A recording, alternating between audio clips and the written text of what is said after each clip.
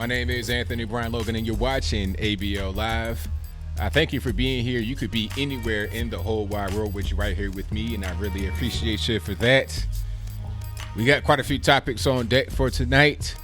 First of all, is Tulsi Gabbard a Russian bot, a spy, an asset?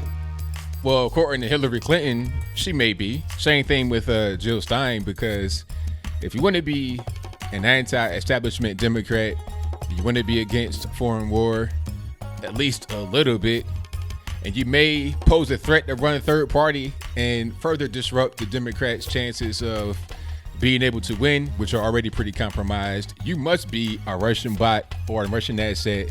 According to Hillary Clinton, who knows all about disrupting people's Democratic presidential campaigns, just like she did with Bernie Sanders in 2016. Which is why it's confusing as to why he's running right now, but we'll get to that later. Also, Syria and the Kurds. They're going to massacre the Kurds.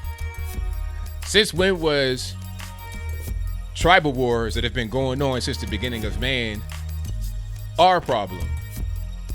Well, I'll rephrase that. Since when should tribal wars in other lands be our problem? You understand? They have been, but should they be? If the Kurds want to fight the Turks and the Syrians are involved, that is their business, not ours. Let them handle that. Let Erdogan and Bashar al-Assad handle that. How about that? What's going on with Katy Hill? Me Too moment, butt naked, brushing the hair. We'll talk about all those moments and more on tonight's episode of ABL Live. And I thank y'all for joining me tonight. I really, really appreciate it. Like I said from the beginning, you could be anywhere in the whole wide world, but you're right here with me live with a Saturday night.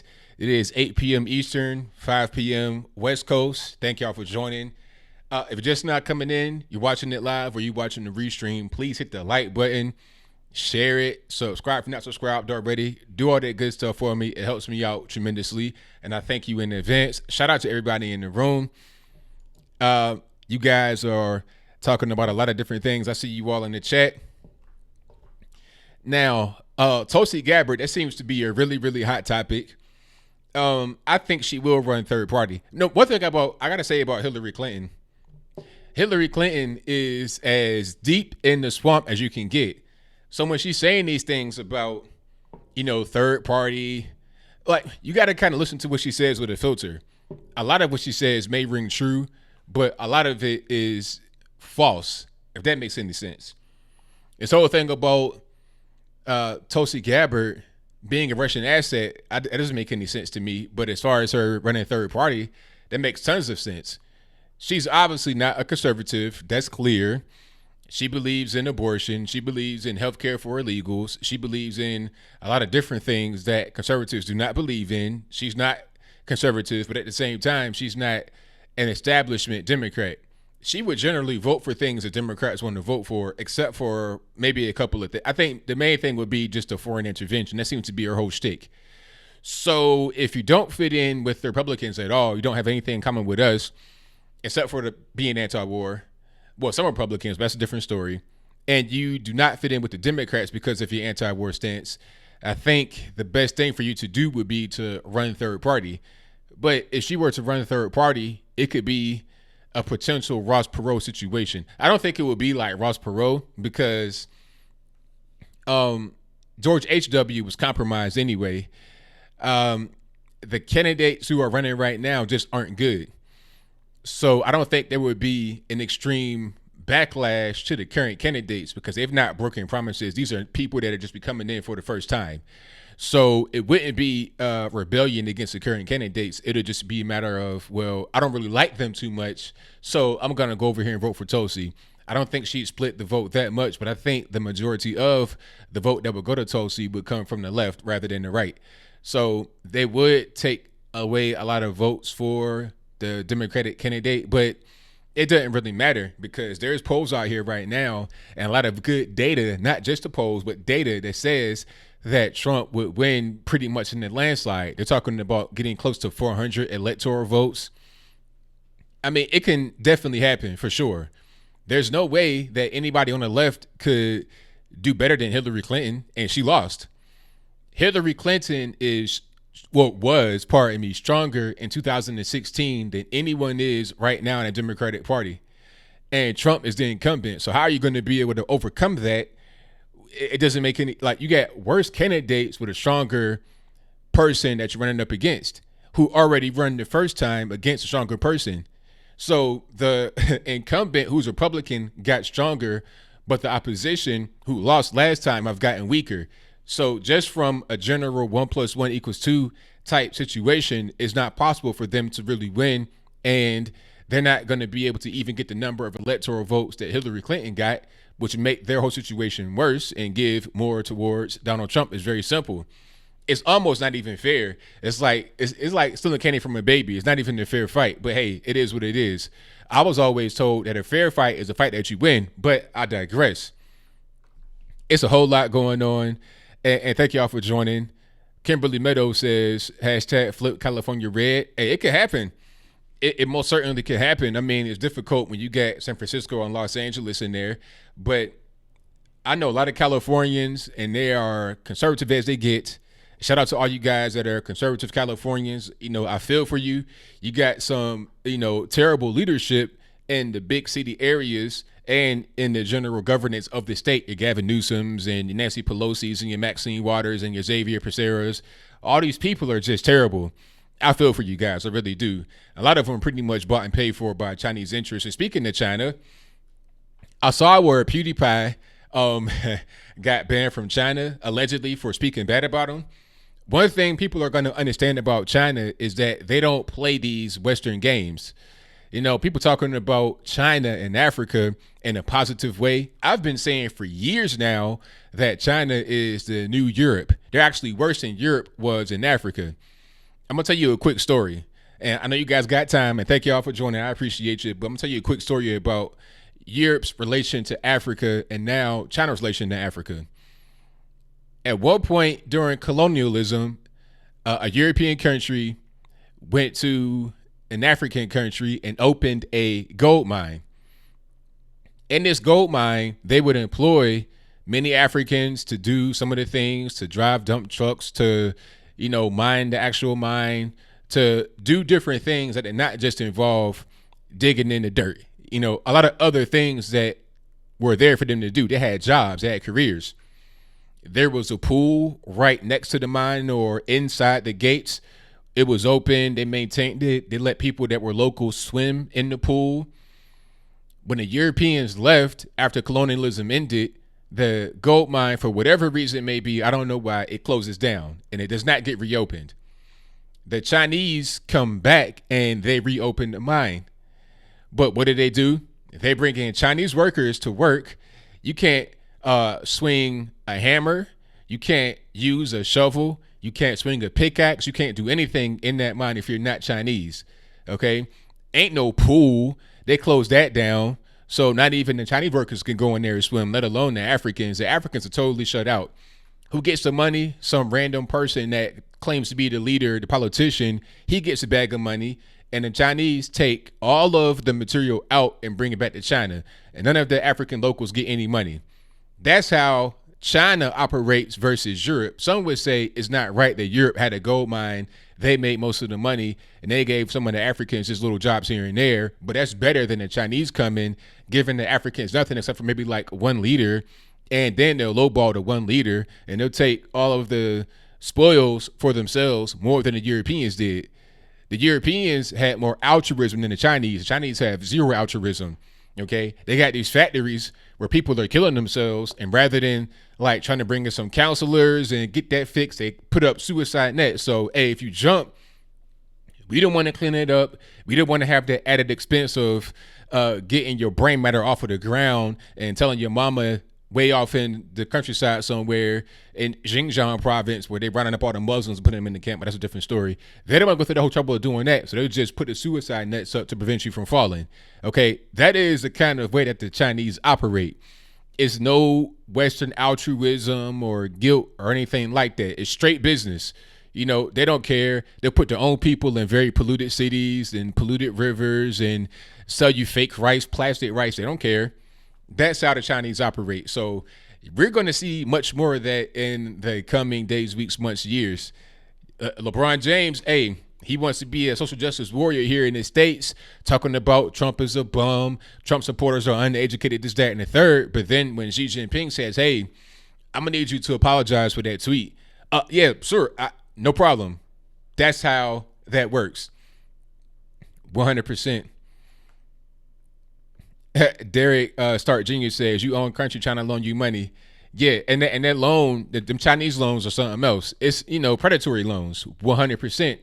People say that European nations and the West in general, America, they loan money to poor countries with too many strings attached, and it's not fair. How are you going to tell me how to deal with the money that you give me? Just give me the money and let me do with it how I do with it. But see, the strings are attached because, again, there's altruism.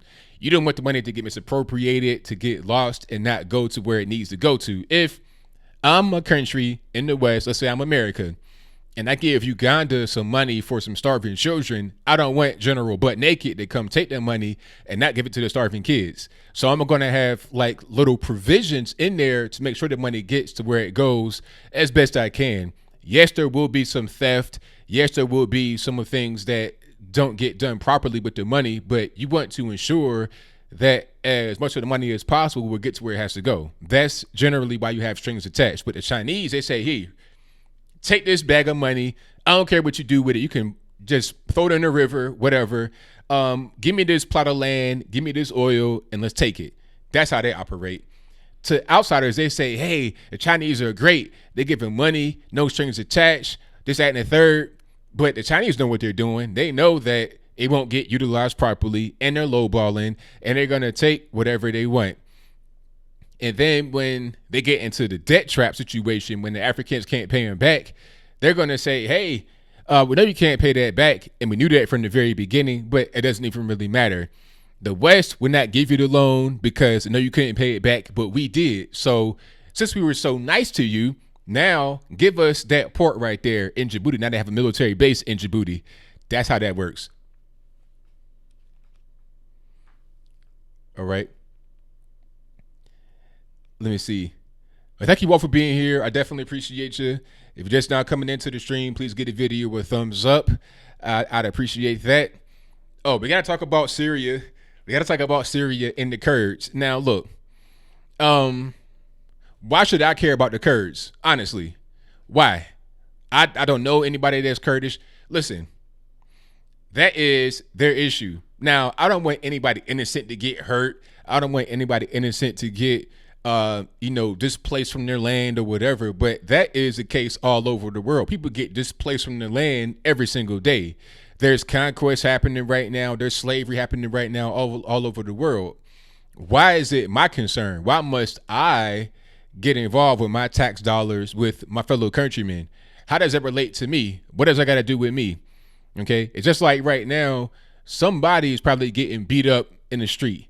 So what am I going to do about that? I will hope that they don't get beat up, but what can I personally sitting right here on ABL Live do about that? It's as simple as that. The Democrats are funny. They talk about the right and, people like Trump and John Bolton and Mattis being the warmongers. But now you got them on stage quoting John Mattis. What was it? Wasn't it Matt Dog Mattis, John Bolton, and everybody else? Mike Pompeo. It's like, what are they doing? I thought y'all were against the war. I thought that the Republicans were the ones that were warmongering. But Cory Booker, Spartacus, is now quoting a Matt Dog Mattis. What's really going on? And then there was this House resolution passed to condemn Trump taking troops out of Syria. So let me get this straight. This resolution passed like 354 to 60, which means it was bipartisan for the most part. Democrats and Republicans don't want him to bring troops home. Why? Oh, because the Kurds are going to be vulnerable. How long are we going to stay there? That's my question. Some people said that, the Kurds, they helped us in World War II. They helped us in the Iraq War. They helped us here. They helped us there. So we got to be strong with our allies and we can't abandon them. Okay, if that's your viewpoint, then my question to you would be this. How long do we stay over there? Forever? And then people said, there would be no fighting right there in that particular region where we were if we were to remain. Well, if we stayed there and there was fighting that happened, because at a certain point, the deterrent of Americans being there will only last so long. The Turks are bombing right around that area. It's only a matter of time before an American gets hit. Now you got a war going on between the USA and our quote-unquote NATO ally, Turkey. You have a military base in Turkey. That'd just be terrible. So do you want us to get into a war, an undeclared war with Turkey, with Syria, to defend who? The Kurds? For what? That seems to be their issue. Matter of fact, without us there, I think Rand Paul said this, that'd be better for them. They'd be forced to deal with Bashar al-Assad, president of Syria, and have Assad and Erdogan, president of Turkey, work something out together and find a solution to the Turkish border and also the Syrian autonomous region of quote-unquote Kurdistan. Because that's the end game. The Kurds want Kurdistan. Is that my responsibility to grant them Kurdistan? Should I be into nation building as an American? No, I don't think so. That was the case, if I'm not mistaken, in Iraq, Afghanistan, Libya. And they wanted to do that in Iran as well. Syria too. Like, they want a nation build all over there. That's not my responsibility as an American to have my tax money go towards nation building unless we're building America up. And I think the best way to do that would be through innovation in business and not so much through just excessive taxation. You see, you can't have any kind of innovation with excessive taxation. People like Bernie Sanders want to have like a 97.5% tax on the rich. It's like, come on. Communism is not going to work. It never works. People think it's all sunshine and rainbows until it actually goes through, and then they don't like what happens. They don't like the starvation. They don't like people getting shot and killed in the street because there's no more food. Communism is like a cult, and at the end of every cult that's like really big, where things start to fall apart, people start dying. Jim Jones at Guyana. Everybody drank the Kool-Aid. Why? Because he just wanted to meet some kind of space alien or something, or was because the walls are closing in, ain't no more food, ain't no more money. That's how these things usually end up. Okay. The people die. Great leap forward in China. Millions of Chinese died. Bolshevik Revolution in Russia, millions died. Germany, Nazi Germany, millions died. Pol Pot, Idi Amin, the list goes on. It's nothing new up under the sun. It's always like this. Always. That's how it happens. That's how it works. All right. Exactly. They say the war is older than 2,000 years. The war has been going on. The war has been going on for an extended amount of time. There's no point in us getting involved with a war that won't end.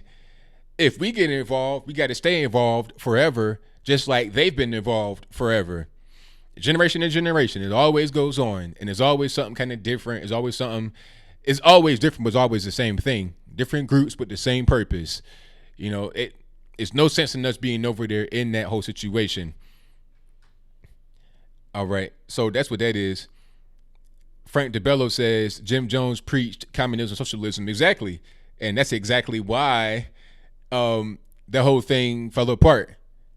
These cults, they operate like that. Communism is a big giant cult, in my humble opinion. The same thing as climate change, but I digress for now.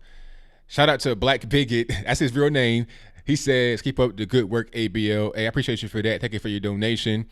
Shout out to my man, Carl's Opinion, who says, hey, Mr. Logan, Kurdistan founded 2,600 years ago. Alex the Great took it over 2,300 years ago. Last of its cities gone 870 years ago. They tried to revolt in 1847.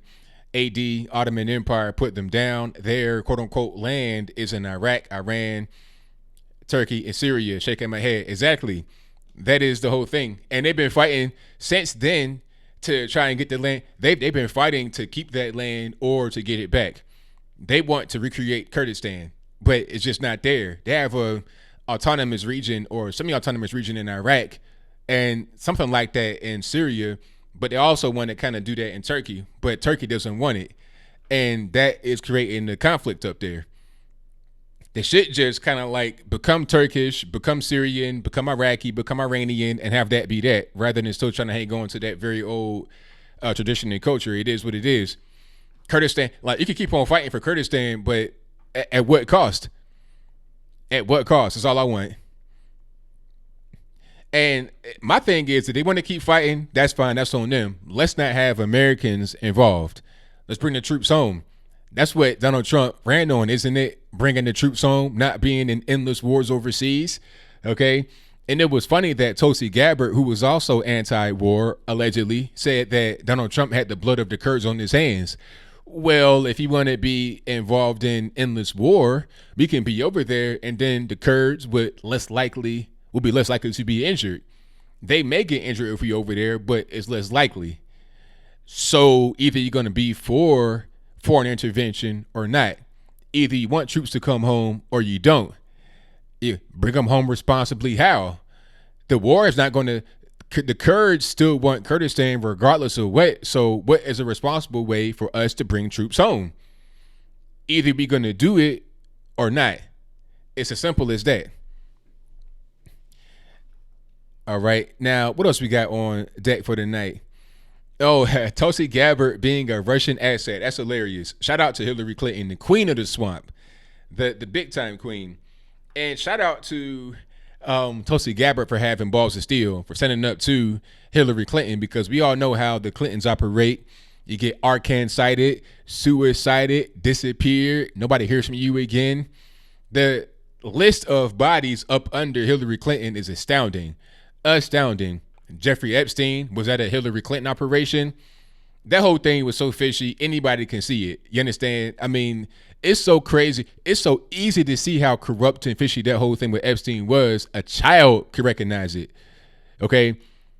If you're 6 feet tall and you quote unquote hang yourself from the top bunk of your bed in a penitentiary, like, how does that really happen? You could stand up at 6 feet tall and put both of your elbows on the top bunk comfortably without really raising too high if you're 6 feet tall. From what I just understand, I've never been locked up before. That's just what I know. How can you kill yourself from the top of that bunk? And then why were the cameras not working just miraculously at that particular point in time? You're in MDC, a very secure federal center in New York City, the middle of Manhattan. You're right there. You got guards, cameras. You got suicide watch. All these things failed. He was taken off a suicide watch right before he died. Then the guards went to sleep for 3 hours at the same time.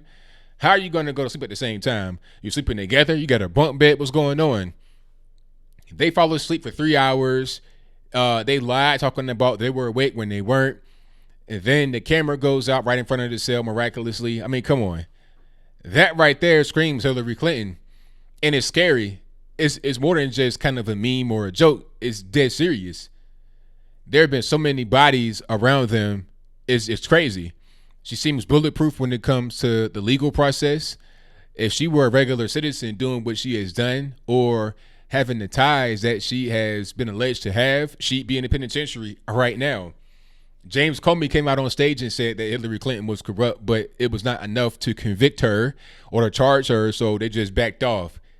He said that right before the election. He came out in October of 2016 and said that before the November election. That whole thing was crazy. It was kind of a glimpse into the swamp. I'm surprised James Comey's not dead, be quite honest with you. After that whole situation, I'm very surprised he ain't dead. The DC swamp is so deep, it's really hard to understand. So when Trump says drain the swamp and people say, hey, you've not drained the swamp quick enough, it's still bad. It runs deep. I heard that there were 2 million, with an M, federal employees that are permanent, not just like appointees as far as people that you vote for or people that get appointed by those you vote for. As far as like a staff of Lindsey Graham or something like, I'm talking about 2 million permanent federal employees. Do you understand how many people that is and the kind of power that they have? So when talking about draining the swamp, it's a difficult process. You can pick off some of the bigger figures and try to attack them, but you have so many underlings and peons and cogs in the machine. It's very difficult. One thing you could do is just kind of change the culture, and you got to just really rely upon transparency. Put everything out there in the public, out in the open. Release them DMs, release all that good stuff and let the whole world know. And speaking of DMs, releasing pictures and whatnot, have you guys seen that lady Katy Hill, the freshman Democratic congressman from Texas. Well, she's from California as far as being a congresswoman, but she is originally from Texas. That's where she was born. I think she was born in Abilene, if I'm not mistaken. If I'm wrong, let me know in the comments. But she was butt naked, pardon the expression. If you got kids, cover your ears. But she was butt naked on a hotel chair, brushing her staffer's hair. Now, I mean, I thought I had seen pretty much everything that there was to see in this world, but that right there, it was at the top. It was at the top, and this is the swamp. This is the swamp right here. Okay. Now, of course, this is censored because this is a family-friendly show. We're not going to have anything crazy, but look at this. This is Katy Hill, 32-year-old freshman congresswoman from California. Okay, I've censored this part right here, but she's totally nude, not wearing any clothes in the hotel in Alaska. Her and her staffer and somebody else went on a trip to Alaska. Was it personal? Was it private? Was it business? I don't really know, but we'll move on. She's brushing her hair with no clothes on. They had a sexual relationship for 2 years while she was running to become the congresswoman. When she became the congresswoman and moved to D.C., they broke up. After they broke up, she became like a jilted lover and released this picture. All right. Now, while this was happening, she was married. And matter of fact, she still is married to her husband. After she broke up with her while she moved to D.C., and she kind of let her estranged husband go, left him behind. She got with her campaign finance guy, Graham Kelly. Sound familiar? Sound like Ilhan Omar, huh? The swamp is so deep. The swamp is so corrupt, especially on the left, it make your head spin. This is the kind of thing that goes on. Okay. And then there was a accusation that Ilhan Omar and her new boyfriend, the campaign finance guy or whatever he is, the guy that she has paid $250,000 to, that's probably come back to her. It's alleged that they were out in Minnesota participating in the post-Trump rally, riot, protest, whatever you want to call it. Okay. So this is the swamp that we got to deal with here. People like that. And these be the same ones that say that, oh, Trump's a sexual predator. He abuses his power. Hey, who's a predator and who is not? Who's abusing their power and who is not? Can you imagine if that were a male Republican House rep? Let's say it was Matt Gaetz, Jim Jordan, or somebody like that. It happened to have some male staffer in their lap and they got their twig and berries on their shoulder. Like it's a loincloth or a book bag strap. You understand what I'm saying?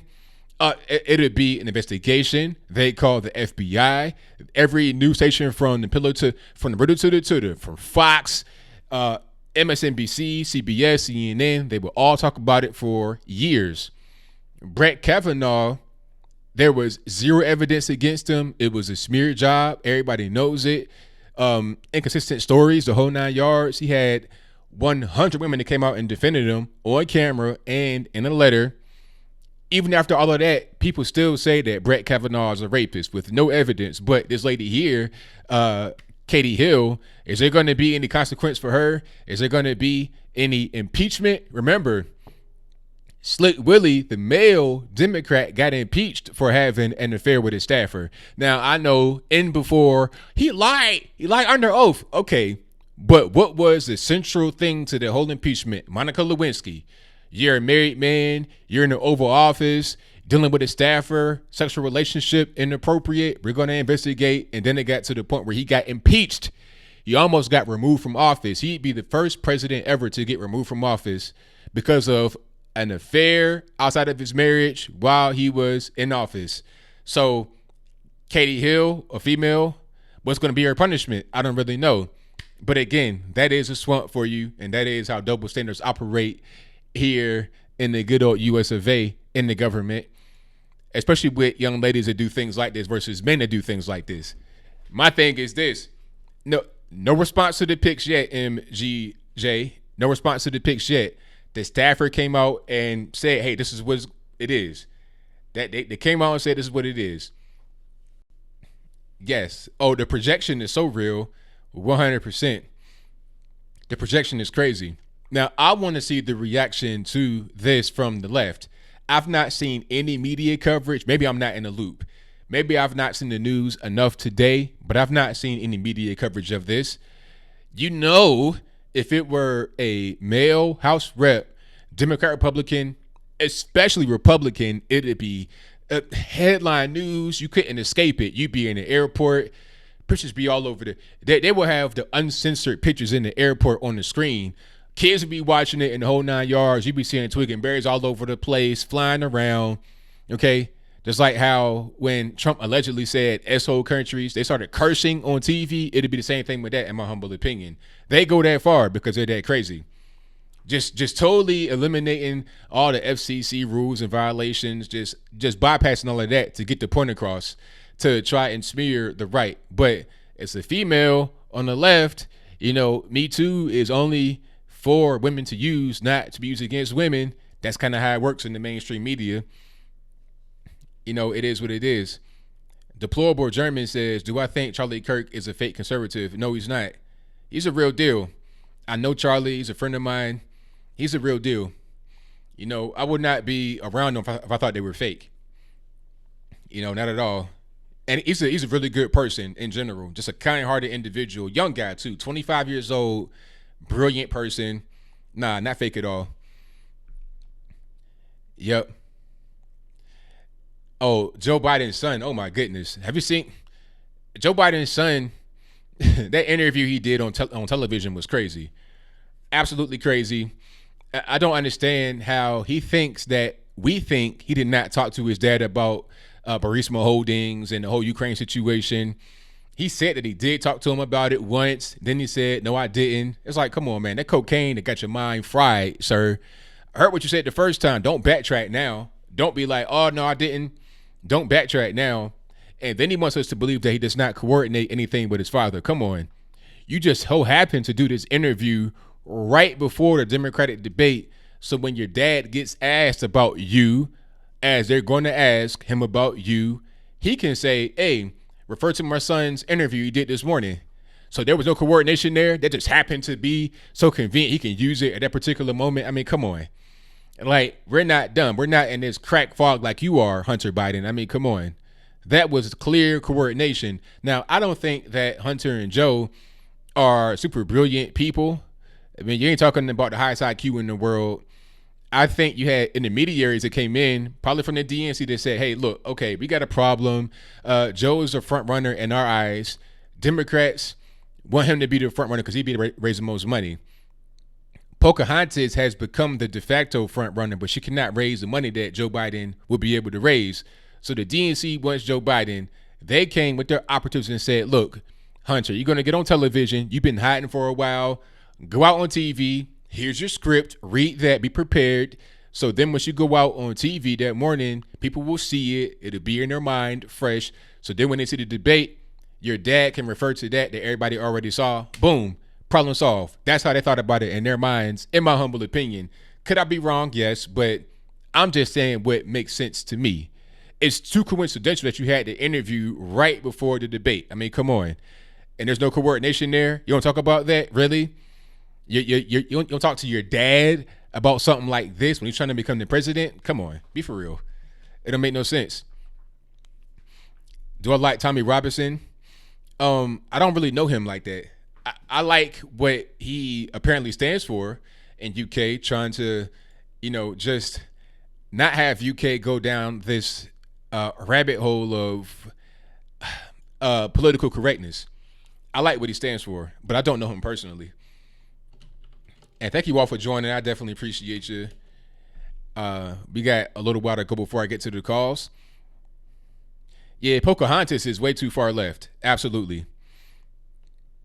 Yeah, and that's where the Democratic Party is going. Did you guys see AOC endorse Bernie Sanders? I read somewhere that she said his heart attack was a gut check. Really? A gut check? You're 78 years old, have a heart attack. At that particular point in time, ain't no gut check. Ain't no like, oh, yeah, you got to get right and, a warning. No. Well, it is a warning. The warning is your life might be over pretty soon. So you got to slow down, eat right, the whole 9 yards, because at that age, and you have a heart attack, you don't really get better. You can stay stabilized, I guess, for a while, but you don't really just get better from that. So I think her endorsing him was more of a just trying to push the Democratic Party to the far left, because she's very influential at this particular point in time. People listen to her. She has the most followers on Twitter outside of Donald Trump that's in the political realm. The most. I think it's like 5 or 6 million. That's far and away the most aside from Trump himself. So what she says matters to people. Now, should it matter? No, but it does. So when she supports Bernie Sanders, that just further pushes the Democratic Party to the far left, much to Nancy Pelosi's dismay. But at this particular point in time, Pelosi has no real control over the Democratic Party. She's a figurehead. She's an empty pantsuit, basically. She has no say. It's AOC and the squad running the Democratic Party, not Pelosi and Chuck Schumer. That's just how it is. You may see Pelosi and Chuck, Chuck and Nancy going to some of these little meetings, whatever, with Donald Trump, finger wagging, acting the fool, but it's all for naught. It's empty. You can do all that. It's just ceremony. It has no real meaning, because when you do all that and you say certain things, here comes AOC with a tweet stomping on all of that. It don't even really matter, because she runs the show. Whatever AOC says goes. Nancy Pelosi is AOC's lapdog. She's her errand boy, basically. That's how that works. But hey, I'm not mad at it, because once you push the Democrats to the far left, that just gives people on the right more room to accept ex-leftists that are no longer supporting the left. That's how that works. They're going to find a home somewhere, and they're going to want to deal with those that seem to be the most sane, and that's going to be us over on the right. So it is what it is. All right. Thank you to Carthaginian for being a member. I appreciate you. They say, why so little press on Elijah Cummings? Oh, that's a good point. Yeah, R.I.P. Elijah Cummings. I thought he was older than that. He's 68 years old. People were lying about his life, talking about, oh, he was a great congressman. No, he wasn't. I don't know about him as a man. I don't know him personally. He may have been a good dad, a good person in his personal life, but politics-wise, he was not a good person. His wife is now trying to take his seat. I'm not really sure who's in there right now. I don't know how that works. Like, who succeeds him when he passes away? I'm not sure how that works. I know you guys in the chat are smarter than I am. You know who's going to be in there right now, as far as if you're a House rep, who takes your seat after you pass. But his wife wants to run, and the sad thing is she'll probably win, because you can't vote from the outside. You got to vote from the inside. Who's going to be the challenger? Would that district vote for a Republican? I don't know. And his wife looks fairly young, like she might be in her early 40s or something. So I think she probably win, unfortunately. It's the same kind of thing that's going on with the Baltimore mayor. Okay, you got 3 back-to-black black female mayors. You would think that a change would be made as far as at least the party affiliation. Get you a black female Republican maybe in Baltimore. You got Marilyn Mosby, Catherine Pugh, and then who else? The lady that had the Toys R Us cars, I forget her name. Back-to-back failures in the mayorship. You would think there would be a change, but no, it's unfortunate. Let me see. Vincent James said Charlie Kirk is a fake conservative because he's for open borders. He's not for open borders. And Vincent James, does he know Charlie? People can make opinions from the outside, but if you don't know a person, it's kind of hard to dispute what a person that knows him says. It is what it is. Nah, he's not for open borders though. I'm not really sure where that came from. Let me see. TC says Ecuador, Spain, Chile, Hong Kong, and France are all rioting. It's crazy. Mexico is in a war with a cartel, and it look like they are losing. Yeah, they're losing. Did you guys see that video from the cartel, I guess you call it war in Mexico? These guys had a mounted gun. I'm talking about something you would see in the video game on Call of Duty. I'm being dead serious. It had this big box looking truck with the box cut off. Like, best way I can say it, imagine a U-Haul truck with no top on the box. They had that whole part cut off and a big mounted gun on top of there. I mean, that's the cartel. They have that. So if the cartel has that, what can the police do? What can the military do when you have weapons that are the equivalent or better than theirs? The police can't really do much if they're just like regular cops. What can you do with a mounted gun? You having Iraqi war type weapons on the street in the hands of civilians, or they're in the cartel. I mean, and that's not legal in Mexico. How did they get that? But I digress. I'm just saying, a gun truck, yes, a 50 cal on the back of a truck for a civilian. How do you get that? It was crazy. Let me see. All right. Shout out to Mandatory Carry, who says at work, can't say but keep fighting. Hey, I thank you for that, Mandatory Carry. I definitely appreciate you. You know, all support is good support. Oh, I have a new function, I think, on my platform here. You can become a member. I'm not really sure where it is. It should be somewhere here, but you can become a member. It's kind of like Patreon, where you can sign up and you can like have a recurring thing. I'm going to have some benefits and whatnot for this, and I'll try to link it to PayPal as well. I mean, not PayPal, pardon me, to Patreon as well. So there can be benefits that kind of, you know, cross between the two. I may do some exclusive videos. I'm going to figure out how I'm going to do it, but if you want to be a member, get in on the action right now. I'll do some exclusive things for you guys. And that should be somewhere in the chat. I'm not really sure. This is my very first time doing the whole membership thing. So thank y'all for joining. I definitely appreciate you. Let me see. I'm reading the chat here. Oh, Fast and Furious. That's right, Thor.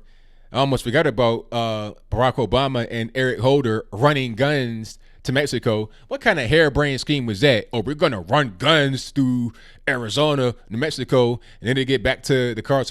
Come on, man. Like, these cartels are so advanced and so beyond what people think. Is not really funny.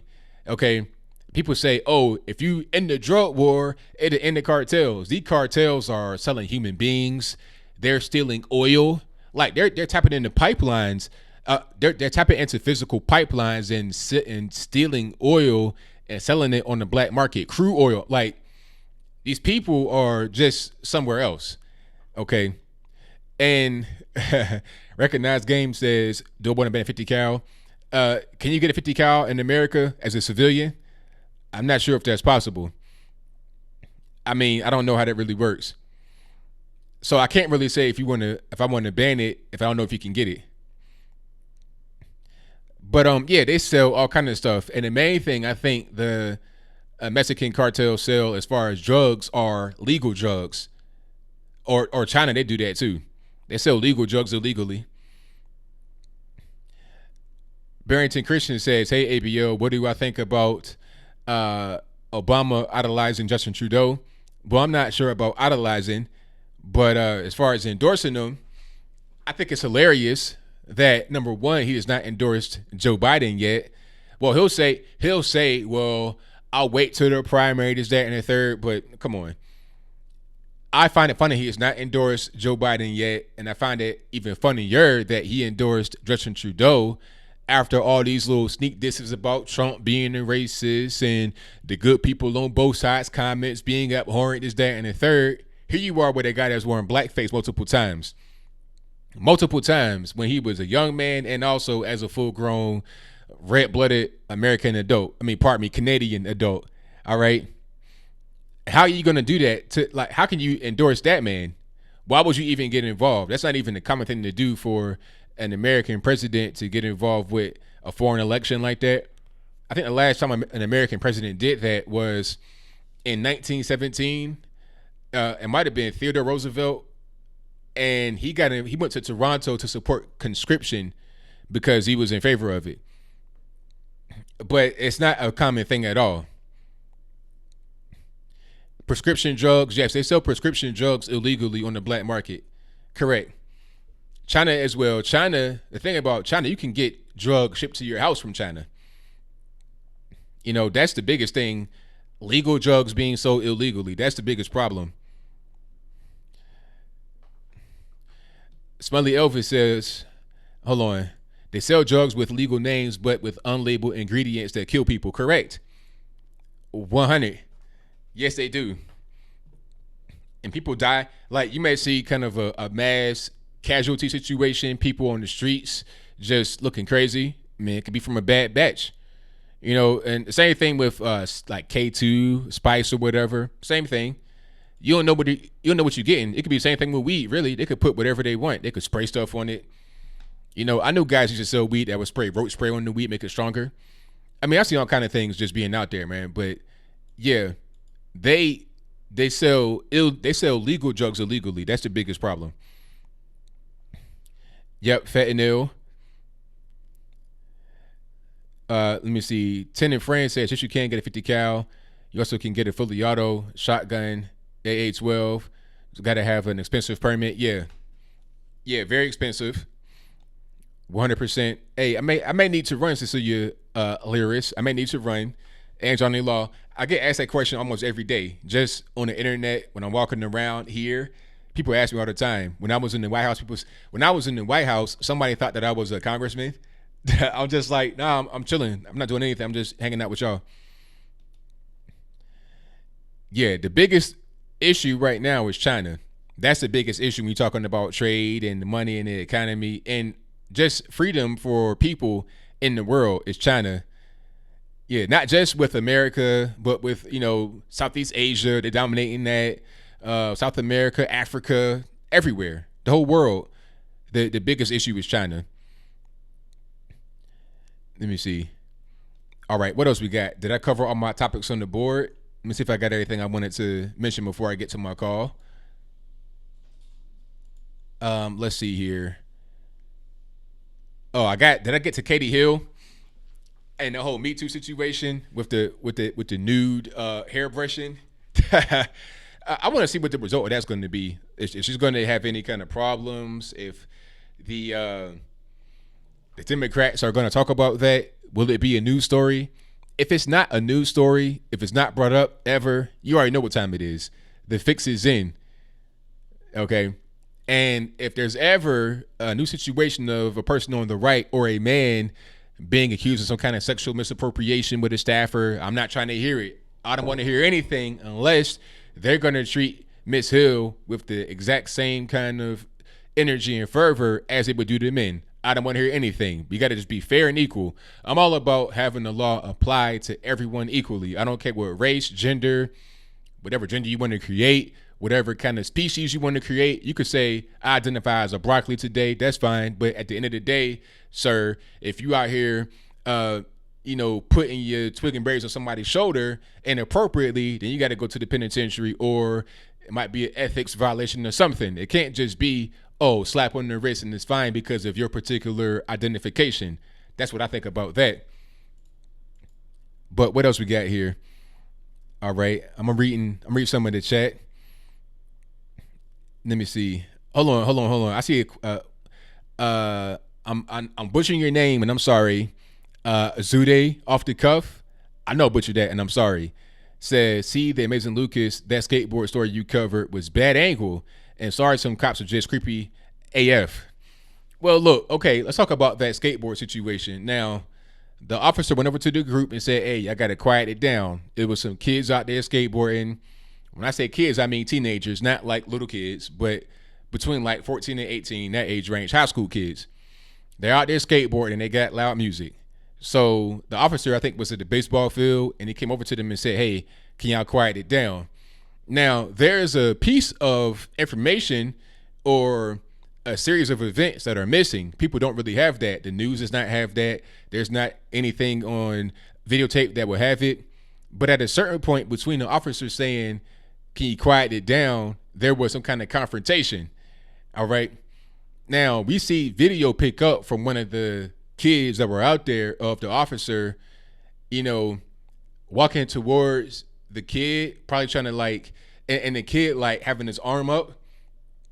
The officer is putting the kid's arm down, and then the kid raises a skateboard like it's a weapon. Now, I'm not a skateboarder. I'm not Tony Hawk over here. I'm not going to be in the X Games.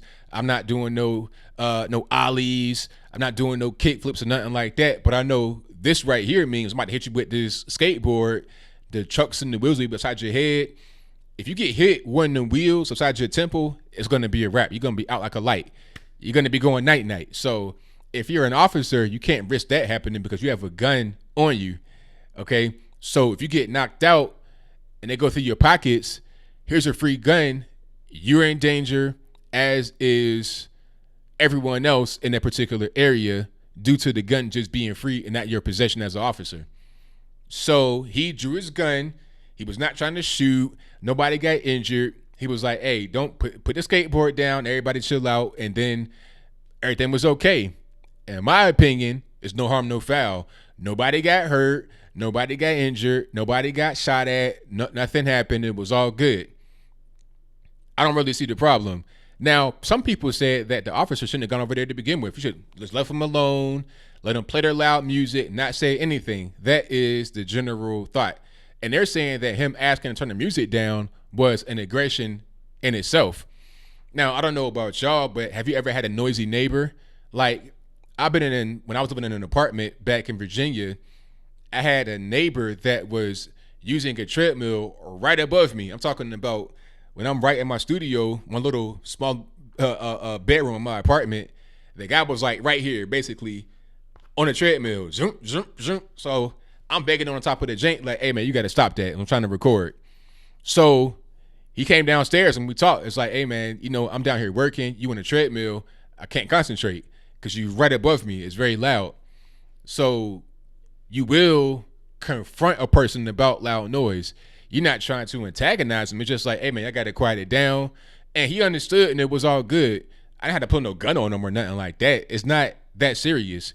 So it's hard to tell what happened in between the point where you said, hey, turn the music down, and then when the ratchet, when the gun came out, it's hard to tell what happened. But whatever the case may be, nobody got hurt. So in my opinion, there's no harm, no foul, but it is what it is.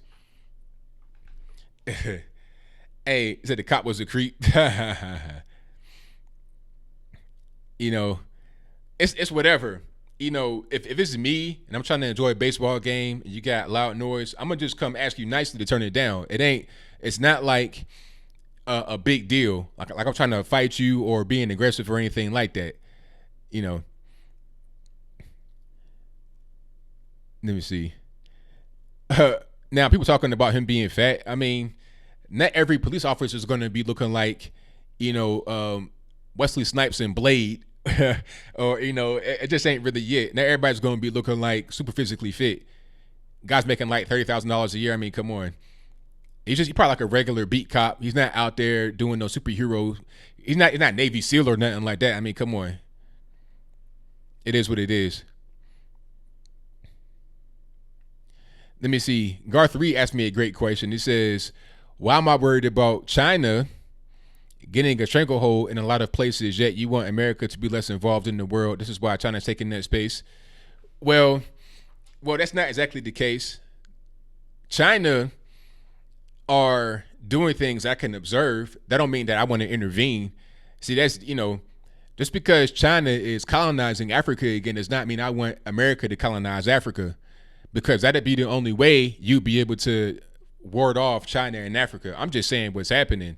All I can do is give advice to those that may live over in Africa to fight against that in their own way, not for America to be over there fighting against them for them, if that makes any sense. Okay. China is doing things that America does not want to do for good reason. America will loan countries money. They'll give countries aid. They'll do things for countries, but it has strings attached. China will do things that we are not going to do. We're not going to engage in predatory loans and stuff like that. They're doing unscrupulous things to vulnerable nations. So we can't really stop that. All we can do is just inform them over there to fight against it in their own way, to vote people in power that may fight against it if they're able to. Because people over there just don't really understand what's happening. They've not been properly educated from their particular leadership. So it's up to people like me to get the word out there to them, and maybe they'd be able to fix it that way. But you can't do anything else other than that, in my humble opinion. So yes, I don't want America to be super involved in all this and that in the world. That's not what I really want. All right. let's get to the calls. You guys know the drill. The number to call is 434-658-1220. If you want to get in through Skype, there's a number right there in the description box. Pardon me, an email in the description box if you want to get in through Skype.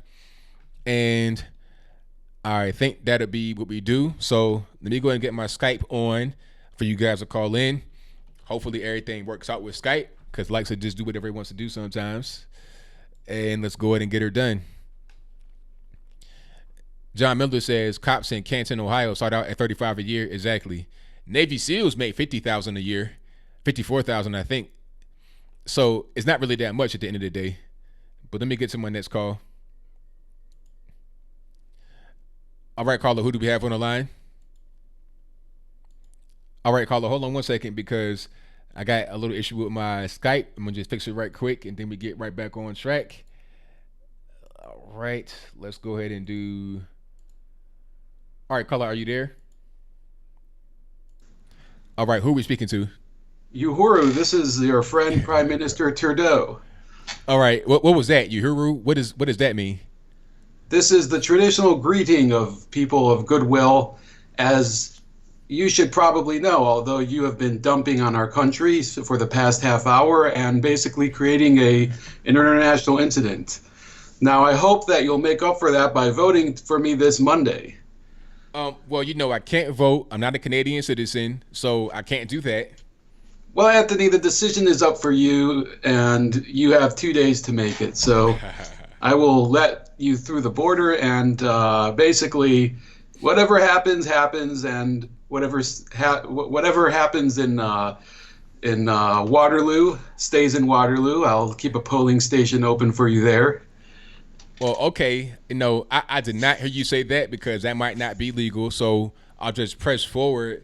What's going on with the whole situation with Barack Obama endorsing you? How do you feel about that? Is that a good thing, bad thing? What's going on? Look, Barack, he's been a great friend of mine for many years, as he has been for all of humanity.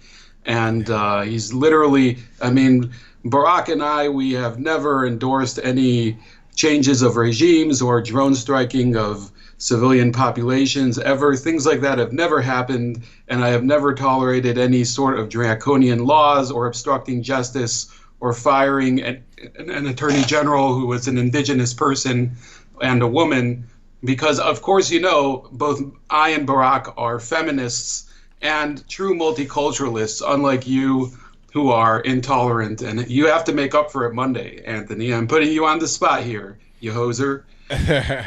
Well, to get back to this whole thing about what you didn't do, there's this whole Human Rights Council thing with this person by the name of Jessica Yaniv, where this is a biological male that now identifies as female who wants to have women wax their swigging berries that they still have. And they're saying since they don't want to do it, it's a violation of human rights. And when I was in Miami recently, I met two Canadians, and they said that if you get subpoenaed to one of these little tribunals they have in Canada, you pretty much get stripped of your personhood, you get disappeared. So what's going on with that? It's kind of a Chinese gulag style system you have over there. Look, Anthony, as you know, I have deep respect for the Canadian justice system, except when it concerns various firms that are contributing to my political campaign in Quebec, and then I have to fire the prosecutor. But, I think you're taking a very dim view of Jessica Yaniv. I will say that I have a conflict of interest with her case because she does open my pickle jars for me. So that's all I have to say about that. All right. Yeah. She probably is pretty strong. I see a picture of her right now. It looks like she got a little bit of, world's strongest man type strength. But we'll move on away from that. So, now, do you think you have a good chance of winning coming up Monday? Because you're not that well loved all over the country. In some parts you are, but not everywhere. So how is your chances of actually being able to win the election in Canada coming up here Monday? Look, Anthony, I don't think you know the way that Canadian mentality goes. I've been doing all of the essential things to really, get ready for this race. I've been doing a lot of parkour in the park and around various buildings in the area. Of course, my security detail has been kind of complaining about it. since I have to clear certain areas, and they have to climb on the rooftop before me and, drag me to the top. Okay. But generally, I've been prepared the entire time, unlike Stephen Harper, who has ruined the country irreparably. So, in 4 years, how can I undo a billion years of damage like Stephen Harper did back in when he was prime minister for a billion years? For a billion years, I'm not quite sure it was that long. I don't think that might not be quite accurate. So I'll just move past that. But I think we did find fossils of saber-toothed tigers in the Yukon that had on, Harper go home flags. They had them, hung between their tusks. Oh, okay. So the tigers from millions of years ago had on political stuff. Okay. Yes. All right. Hey, whatever. Against Stephen Harper. Hey, yeah, there you go. If it makes sense to you, it makes sense to me. So I can't even argue against it. You got it. Exactly. Now, with your permission, a lot of people have been saying that I ruined Canada, and I've been saying sorry for the past 4 years. But I believe that a big sorry is owed to me by Canada and by my dad.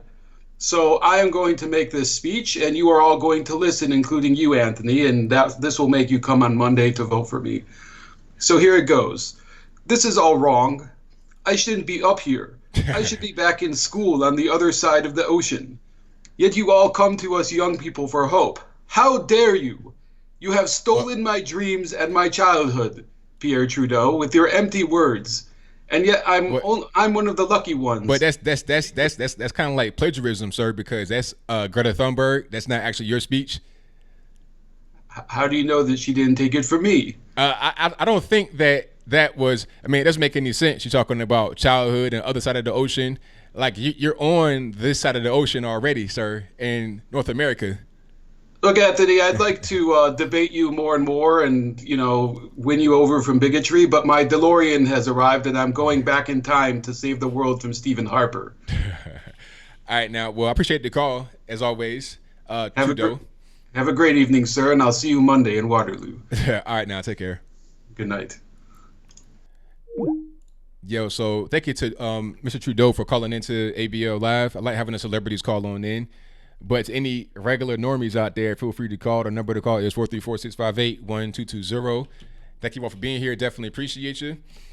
Let's get to, hold on. Let me get my audio right first, and then we can go ahead and get rocking and rolling. Let me see. I'm reading the chat here. You guys are hilarious. All right, Jordan, what's happening? Nothing much, JBL. How about you? Everything's good, man. Can't complain. That's good. Katy Hill on her Twitter feed is getting a lot of memes put on her. I think some people are saying, "Can you brush my hair, Katie?" Oh, the memes, the comments all over the place are just gold. Just gold. And it's going to force, at a certain point, it's going to force the media to come out and talk about it, because I've not seen them address it. And she hasn't talked about it in like days. She hasn't been on her Twitter in 2 days, I believe. Yeah, she got to go and hide it. She got to do like a Hunter Biden and go in hiding in order to avoid any questions being asked. But I just find it in awe that somebody, in the political world, kind of like in the whole Anthony Weiner thing, would take pictures of their sexual activities like that and just have them there. I mean, you would think somebody would be smart enough in politics not to do that, but apparently that's not the case. Apparently not, for whatever the reason. I'm not really sure why. But I think because she's a woman, there's probably going to be some leniency, like when it comes to either the political sphere or the legal system. Because usually, like most of the time, the only time women are more affected by the legal system than men is with like spousal relationships. So if a woman kills her husband, she'll get more time than a man. But other than that, women kind of have like a lot of leniency. They can get away with a lot of stuff. So I'd expect this stuff would, pass over. People will make fun of it. People will create memes, but she's not going to get any damage. That's my speculation. Yeah, I mean, you might be right. But it shouldn't be that way, because if it were a man, especially a conservative man, the reaction would be swift. It'd be Oh, absolutely. It'd be crazy. Absolutely. I agree with that. About the Tulsi Clinton debacle, both Clinton and Tulsi were set to be in a DC summit called Fortune Most Powerful Woman Summit. And then like a few hours after that whole Twitter spout between the two, Clinton canceled her appearance. I saw that. That was hilarious. Now their camp is saying that, well, there was a scheduling conflict, or they were trying to protest Christine Nielsen, who was the former Homeland Security Secretary under Trump. That's why she left. But it's very odd that hours after that whole kerfuffle, you cancel the appearance. It really activates those almonds a little. Yeah. I mean, what she didn't want was that interaction with Tulsi Gabbard. That's just going on. Yeah, she don't want that kind of interaction. She want to just steer clear of that totally. Yeah, a lot of people who knows they're in hot water, you just stay away from it. Because Tulsi is actually very impressive. Like in one of the Democratic debates, she wrecked Kamala Harris on her judiciary record. Tore to pieces, and then after that, I think they tried to exclude her from the debate. It's like, oh, you don't have enough this, you don't have enough that, making the rules that they go along to try to keep her away from the debate because they know that they want to have Kamala Harris be in the front running if they need her, and Tulsi Gabbard is just kind of just getting in the way, so they don't want her to be around at all. But yeah, she definitely destroyed Kamala Harris. Yeah, and because people like Tulsi and Yang are like the outsiders, and they're I don't know what race Tulsi is, and they're generally outsiders. They're being attacked the most. Like Yang defended Tulsi, and now they're both being heckled by the left. I mean, it really people are like, oh, she destroyed her chances of winning the presidency. Oh, everyone who's defending her is a Russian bot, that type of thing. And I feel bad because she probably should have ran at a different party. She really should have, because people are trying to eat her alive like Bernie Sanders was eaten alive by the entire DNC last election cycle. So, if somebody put a gun in my head and forced me to vote for a Democrat, it would probably be Tulsi. As much as some of her policies are questionable, I like some of her stance with interventionism. She has a good military history, and she's doing very well in the debates, even though she's polling low. Yeah, she's a threat. She's a threat, and I doubt she's going to win, and that's going to be bad. But it's fun seeing her around. Yeah, definitely, 100%. I'll go over two more topics, and then I'll head out. But the whole thing with Blizzard Entertainment. Yeah, in China. In China, yeah. Yeah. That has gone on too long. Like Blizzard had to cancel some events because they kicked that Chinese guy out who was in solidarity with Hong Kong. And it's just amazing how much of an impact China has on this entire thing. Like, it's just, because Blizzard, like, the NBA, they're like, oh, we have inclusivity and diversity. They're making some of their characters into bisexual and queer characters, all that stuff. And then China comes along and they just bow down to them. Like, oh, we're just going to kick this guy criticizing Hong Kong's extradition bill out. And we want to stay goody-goody with China. It's insane. I mean, it's all about money. They don't care about anything really. Like all this SJW stuff, the social awareness, social conscience, they don't care about that. They're trying to keep getting their money. If the money is affected, if the money is in jeopardy, then they're going to react. If it's not in jeopardy, then they can pretty much do whatever. Yeah, like I mean, China is a huge market. I mean, when you look at, I know you're not familiar with Star Wars, but when the last Star Wars movie, The Last Jedi, came out, it performed so bad in China. Right now, they're trying to scramble how to fix, the ending and how to please however many they can, because it's that bad. It's within 2 weeks, that movie, Star Wars, a big thing. In 2 weeks, it was out of theaters in China. Virtually no one wanted to see it there. So that's how it works, because any movie at this particular point that's a big budget Hollywood thing, you got to have some Chinese people in there, or at least some Asians, maybe some Japanese, Korean, or somebody, because you got to appeal to that market over there. That's built into it. The movie's not made necessarily for Americans. It's made for a global audience. That's how. Yeah. Because a lot of times, their biggest audience might be China, even though it's an American movie. Yeah, it usually is. Like, look at the Transformers movies. If China didn't exist, they wouldn't exist. Yeah, I mean, or if they did exist, it'd be a lot less money. And that's the whole problem. Yeah, that's true. And last thing before I go, I don't know if you have talked about this, but what do you think about the whole Joker kerfuffle with the whole worrisome about shooters and incels and all that stuff? What are your thoughts on that? I mean, I don't even really understand the problem. Like, I've not seen Joker, so I don't even know really what it's about.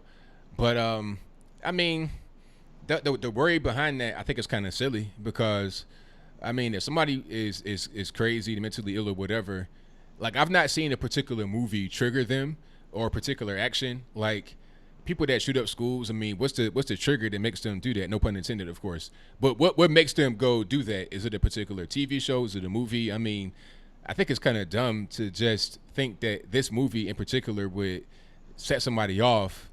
I just don't really understand. I think the main thing would be just protect yourself wherever you are, regardless of what the situation is. Yeah, and I feel bad for Joaquin Phoenix, because he's kind of being asked questions about what are your thoughts on the whole shooting thing that he doesn't want to answer. He has issues answering. He got embarrassed by, I think, Jimmy Kimmel when he was promoting the film. They were showing him getting into character, and he's saying some weird stuff, and then he has to defend that. It's all just crazy. I hate it. Yeah. All right, well, I'll check out. I'm gonna be in chat, and I'll talk to you later, ABL. All right, thank you for the call, man. Definitely appreciate you. Not a problem. Peace. Peace. All right, thank you to my man Jordan for the call. Most certainly appreciate him. And you guys on the drill, the number to call is 434-658-1220. Shout out to everybody calling in. Definitely appreciate you. And shout out to Super Chatters. Thank you to John Doe, who says, greetings to all you Russian bots. Comrade number 54636 reporting and for trolling. Thank you for that. I definitely appreciate you. Shout out to Daniel Nordine, who says, talk about the hashtag #HeToo movement. 38% and growing year by year. More men are being abused by some crazed women, especially younger women. Think they could dominate and hurt their men. I've not heard anything about that, honestly, as far as an official movement. But I do know that there are some men that are victims of domestic violence. But I don't know about a specific movement. But thank you for your donation. I definitely appreciate you. Let's get to my next call here. 561, you're on the line. Who am I speaking to? ABL. Yes, sir. What's up, man? This is Jay from South Florida. How you doing? Everything is good, man. About yourself? I'm doing good, man. Turning Point USA, man. I had a good time. Yeah, man. Yeah, that was a great event, man. It was good to see you there. Good to meet you finally. And it was a great event. You know, last year when I went, it was good. This year, it was just as good. Everybody's nice. Everybody's positive. Everybody's trying to communicate and get to know everybody. So I had a great time. Yeah, very good time. I don't know if you saw that video of your friend Magnificent. He made a video talking about Turning Point USA in a negative way. Yeah, I saw it. What's your thoughts on that? Do you agree with them? No, okay. I'm gonna just go ahead and say, you know, I like Mike. He's a good dude, but I think he doesn't have the answers he's looking for. So he's like drawing conclusions, but he needs more information, because a lot of the missing pieces that he was looking for, I know. I'm not gonna say a lot, but I just know that he's missing some information. The one thing he was talking about was the White House. I'll talk about that. The White House has nothing to do with Turning Point. Turning Point would just say, hey, we want to do an event at the White House. And they say, okay, cool. What we need from you is not even anything. The White House will send you an invitation straight from the White House. Like, you got one, didn't you? Yeah, I got it. So when they send you the invitation, you got to put in your social security number, your address, your name, and they do a background check on you. The White House does, not Turning Point. Turning Point does not get your personal information like that. So if you don't pass the background check, you can't get into the White House. that is Secret Service only. Nothing to do with President Trump or Mike Pence or Charlie Kirk or anybody at Turning Point. That's just simple as that. He might not know that, so he's thinking in his mind, oh, it's Turning Point. If Turning Point did not want him to be in the White House, he would not be at the event, which he was at the event. Okay. Yeah. I said, wow. Because I don't remember seeing him there. Like, I said, wow. He made a video. I didn't like. I was surprised that he made that negative video. Yeah, man. I mean, I understand because he doesn't have answers. Like some people, they want answers. It's like, okay, I'm not being told why I can't come into the White House. Why is this happening? You're frustrated. You're upset. I get it, but I think people need to just get more information before they jump to conclusions. That's all. Right. Okay. And then I watched Brandon Tatum. I think it seemed like Brandon Tatum and Amazing Lucas, they have some kind of beef going on. Yeah, I think it's kind of just nothing really. I mean, it ain't really much. I think that they'll be able to get over that really. Yeah, because every time there's a cop video with something with an incident with a cop, I agree more with Brandon Tatum more than Amazing Lucas because he see it more with like the liberal way of thing. I agree with more with Brandon Tatum. There's always some kind of catch. Yeah. Behind that, more evidence. We need to see more evidence before we make a conclusion. What were you gonna say? Yeah, I mean, I was agreeing with you. It's always more like right when something happens, right when the situation drops. People make conclusions. They just say, "Oh, this happened and that happened. The officer was wrong," but people don't understand the whole story. And once you get the full story, then you tend to understand what's going on and you get the context, and then it makes more sense. It's always like that. That's why I wait a little bit to talk about a story because I got to have more information before I know what's going on. Right. And back to Turning Point USA.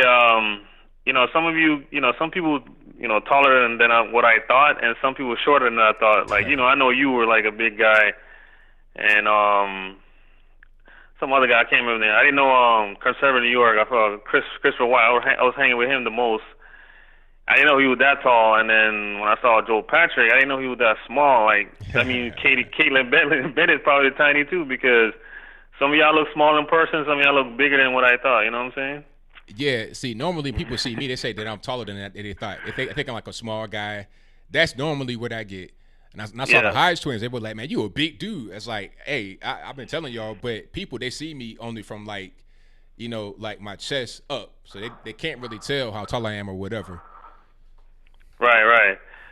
And my mom was glad to see us. I didn't know my mom knew you. Like, man, Mom, you surprised me. I didn't know you watched ABL. Like, but anyway, my last thing is LeBron with the NBA thing, man. The only person, even the people that agree with LeBron a lot, they're turning against him. The only one person that was trying to defend him, and I disagree with him, was Stephen A. Smith. He was talking about, all these years, all these companies they did with China, and why you getting on LeBron and everything. And the only reason why LeBron's a problem or Steve Kerr's a problem is that they're opening about how bad America is and how oppressive they are. The other companies aren't saying nothing about America, but they are. That's why it's a problem. So for Stephen A. Smith to try to be, I don't know if he was playing devil advocate, but he sounded really bad. He's talking about, back off LeBron because everybody else did with China. Why he's getting called out? Like, yeah, because LeBron opened his mind. He want to be super woke. Then he gets super consequences.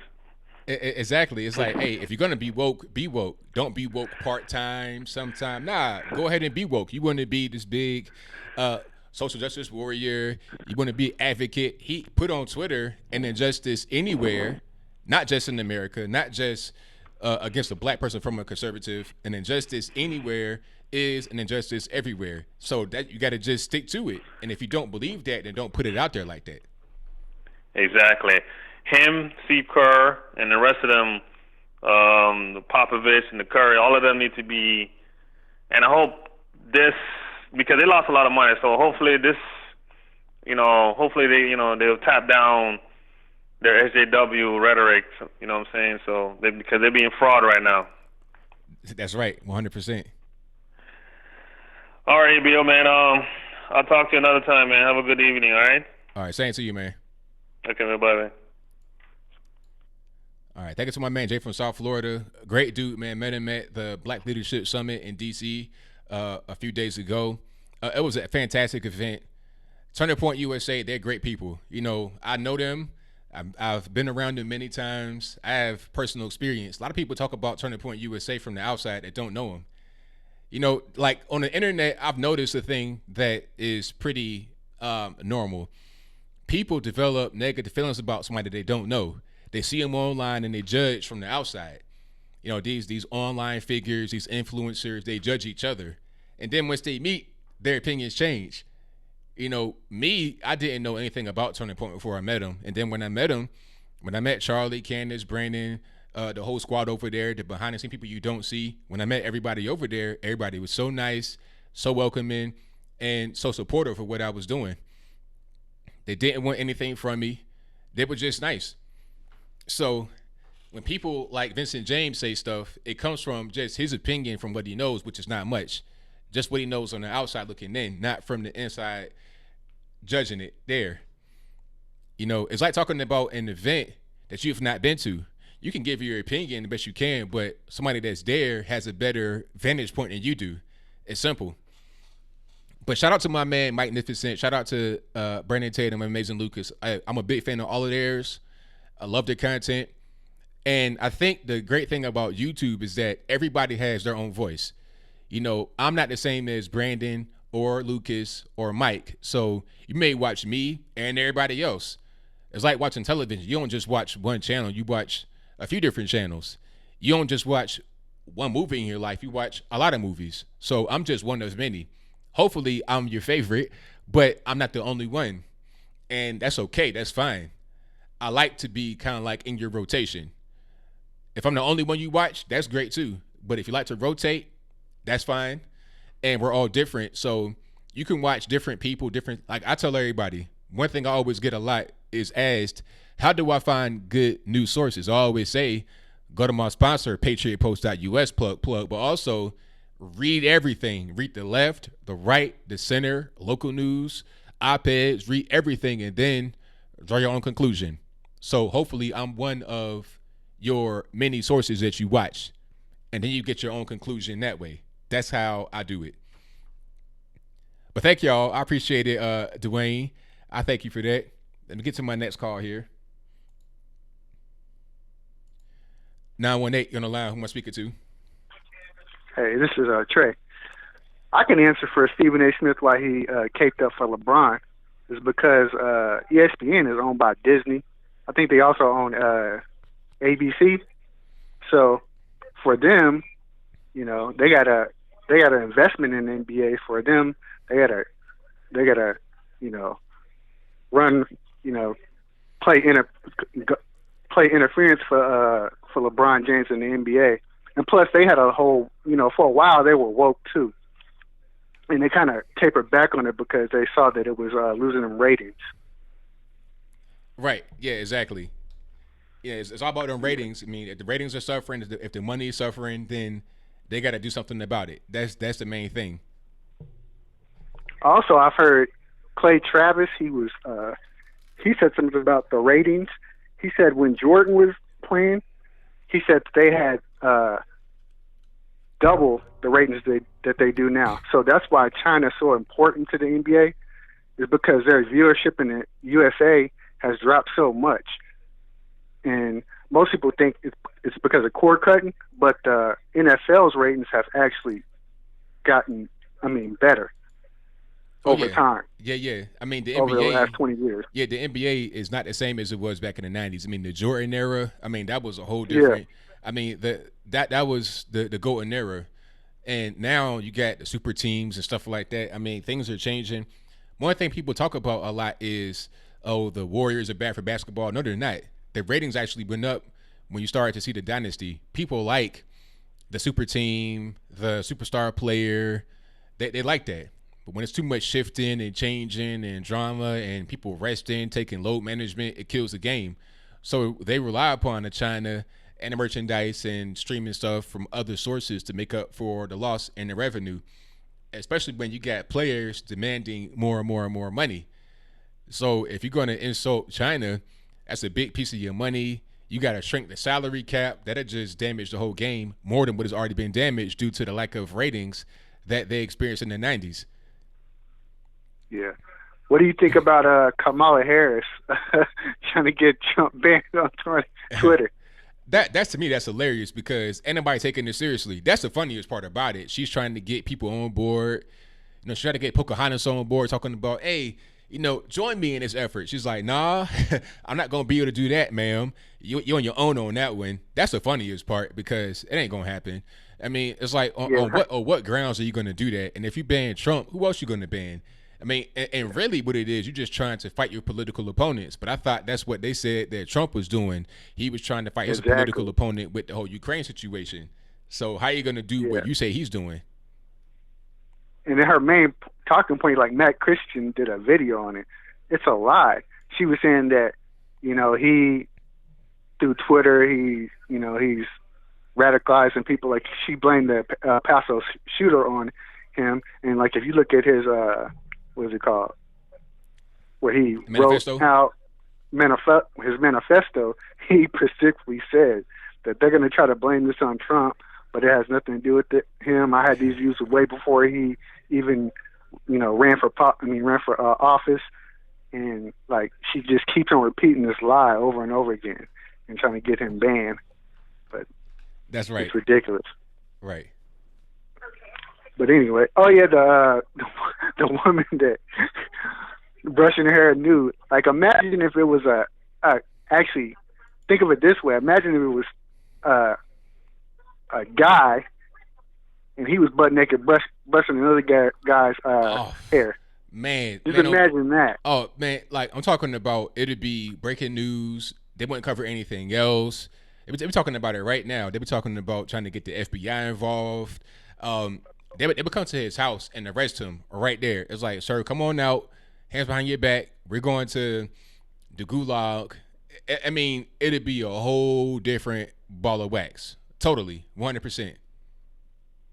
Yeah, I mean, you can tell that, you know, it's kind of two different standards. I mean, I don't know very much about Matt Lauer, but like the more I get into it, like what I've heard the story, it seems like they had like a consensual relationship. Yeah. Him and the girl, and then now she can turn around and be a victim. And then one of the other things I've heard about Maria Menounos, I guess her dad used to work in like at NBC or something like that, a network. And she said that, you know how they talked about the button that he had on his desk? She said that all the big executives had that because they said they would have so many meetings, they would the button would close the door for them. That's what it was for. Okay, I see. So it wasn't some kind of sex button. It was just a matter of convenience. It's like, okay, I got a meeting. So they want to get up. I got to get back every to work. single time. Right, I got you. Yeah, but anyway, thanks for taking my call, man. Thank you for the call, man. Definitely appreciate you. All right. All right, shout out to the call. That's a good point because remember they said Matt Lauer had a button on his desk that would close the door behind you or behind you if you left. And they were trying to frame that as, you know, it was something special that he had by himself because he was having all these girls come in there, this, that, and the third. But it's just a button that everybody had as an executive to save time. So you don't got to get up from your desk. You can just push the button right there and your door closes. That makes sense. All righty. Let me get to my next call here. 240, you're in the line. Who am I speaking to? It's your boy, JB. What's up, my brother? Everything is good, JB. What's happening? Everything's everything. Man, that Florida woman who was, I seen you video on the Florida woman. She was naked, combing her hair. That was crazy. If that was Donald Trump, you know. Oh, now you know. Now you already know. They would have prosecuted him. They would have just ran him through the ringers of everything, and he would have. And then the cop with the skateboard. I'm like, yeah, I put a gun on a kid. He put a skateboard on me. That's a weapon. Where exactly. I'm from, that's a weapon. Like if you get hit one time with that skateboard with them wheels and that metal, it could be a wrap. You know, your whole head could be caved in, or you get knocked out.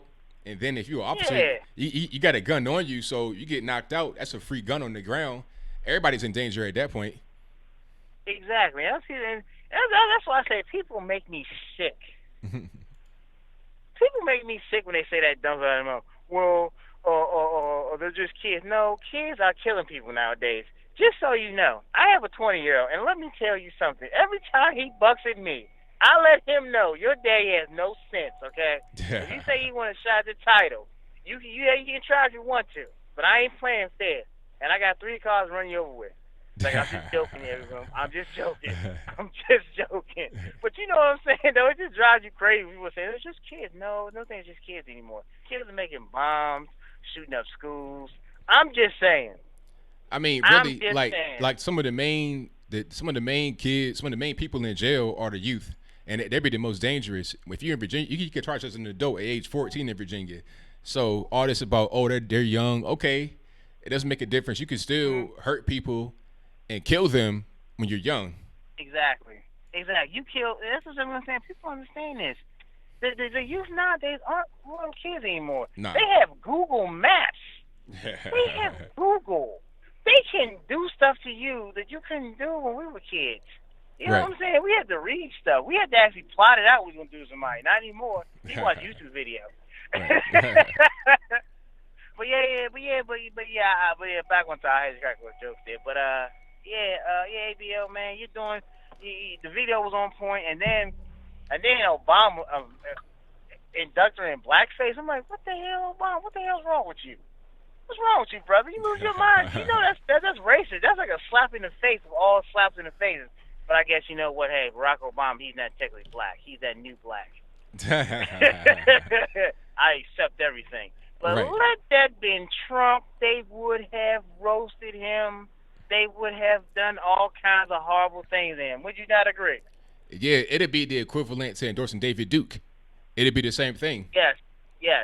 I knew he was racist. Yep. And that's the thing I don't understand. It's a double standard there. I'm not accepting blackface by no means. I don't care. Hey, but see, this that sticky line. You remember back in the day when that reporter said, when I was younger, I put on blackface when I was like 4 years old because I admired this singer and I wanted to be just like her. You know what I'm talking? What's her name? From the MSNBC. You know what I'm talking about? No. I forgot her name. The blonde haired one was on Fox News, and she left to go MSM. Megyn Kelly. Megyn Kelly. Yeah. Remember she said that and they fired her. Oh yeah, okay. Right. Yeah, I do remember that. Yeah, I remember that now. Yeah. Yeah, you see what I'm talking about? And that's a double standard. Like, I mean, that's a good point. If you guys, if you don't stop for everyone, then guess what? You're showing favoritism, and that's what the left's starting to do now, and it's starting to crumble around them. More and more black people are saying they're doing too much. I can't be a part of this, and I see it every day. And that's what I'm saying. And now you hear about Kaepernick talking about, I want to play NFL now. I don't want to do this religious thing anymore. No, you already started, sir. Now you shot yourself in the foot. Now deal with it, sir. You're blackballed now. Hey, you know, you should shut up. The cash didn't dried up now, so it was like, okay, what am I going to do? What's my next course of action? What am I going to do now? I got to play football again. But now you want to be an advocate for justice. You want to do that. So, no, go ahead and do that. You're getting older now anyway. You can't play football forever. You were already on the down. Exactly. Or you were already on a decline, but you were in the league. It's been like 3 years now, so you can't just take a break from football for 3 years and get right back into it as a quarterback. You know, you're 30-something years old. It's over. Exactly, and he want to be a starter. Man, get the hell out of here! I want to be a starter. Nah, he's not going to start. And then people, you see, they always say he never had a deal. The Baltimore Ravens wanted him. The Denver Broncos wanted you. And what did he do? He did the most ignorant thing ever. What did he do? He says, "Nah, I don't want that deal. You ain't paying me enough." What? And then on top of that, he was under contract with the 49ers and opted out. So it was like, all right, you know, what are we doing? Do you want to play football or not? I can't tell. But see, that's what it goes back to. He wanted to be as long as he was making money off of it. That's when he wanted to do it. And that's what people don't understand. I tell people this all the time, that, hey, if you think for 1 second he was making good money, he got money from Nike, and he liked all that power he had, but then in the end of the day is, you know what comes with power? Great responsibility. And he wasn't ready for responsibility. Point blank, period. And I tell you that all the day time. I'm like, look, I said, and Nike turned everybody gets mad and says something. I said, the Mexicans are taking the black vote's place. You think for 1 second they're not, then you're a fool. That's right. Am I right, ABL? 100%. And I said, we better get smart as black people and start unionizing ourselves. And I said, everybody said, black people, we burn bridges. We burn bridges as black people. We burn bridges. We don't mend nothing. We don't build nothing. We don't do nothing that we're supposed to do. What we do is we hate each other. That's right. We hate each other. We hate black conservatives, which is dumb on our part. Because why? Why hate black conservatives? Know why? Because we're taught to train to hate our own self. And that's a form of self-hate. If you can't listen to another point of view without hating on it, that's ignorance in its utmost. White people, you notice that though? A lot. It says my Caucasian brothers, they, even though they don't like the people in their family that are Republicans, they don't hate like they do. You notice that? Have you noticed that? It's just me. No, I've seen it. Yeah, but you see what I'm saying though? But ABL, before I go, you get it? Did you get the new new Wildland Point Break? No, I've not gotten that yet. Wildland. Check it out. My son's playing it right now. He's like, "Did you get into this, Dad? It's so cool." I'm like, I don't want to get into it. So then I started playing. I ended up taking his copy, and now he's mad at me now. Let's so. I said, yeah, you'll be okay. All right, ABL. Nice talking to you, brother, man. Always a pleasure. In chat room, 2020 Trump. All right, brothers. Peace, love, and Jericho juice. Thank you for the call, man. Definitely appreciate you. All right. Bye-bye. All right. Thank you to my man, JB, for the call. Most certainly appreciate him. And the number to call is 434-658-1220.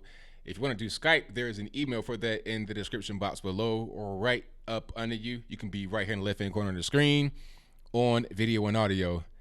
And shout out to everybody in the chat. I thank you all for being here.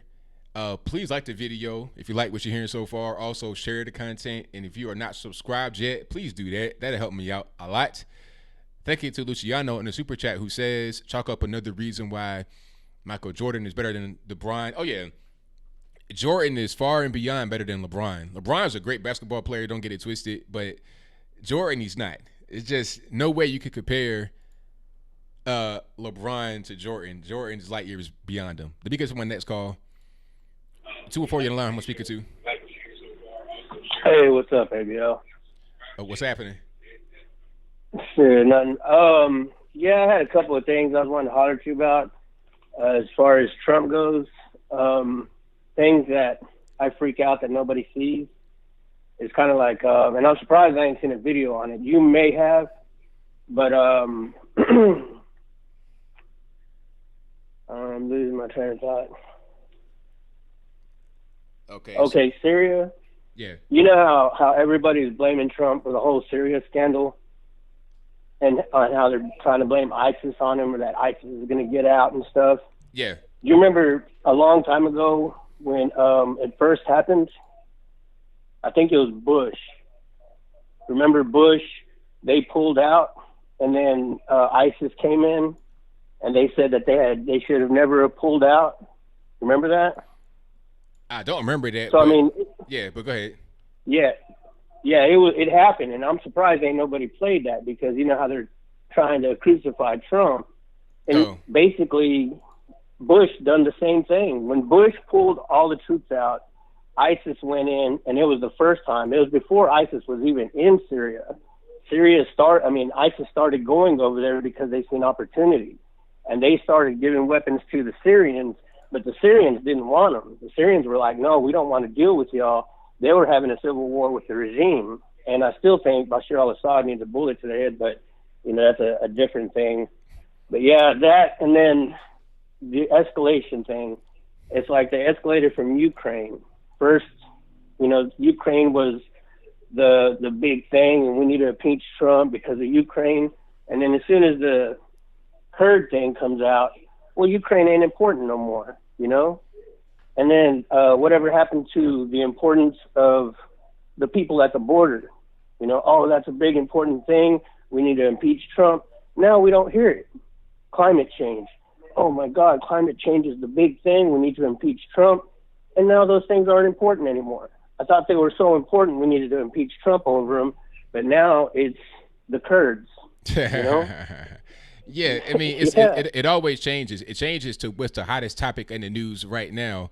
Whatever would garner the most outrage. You know, first it was climate change because that was hot. Now it's my Kurds.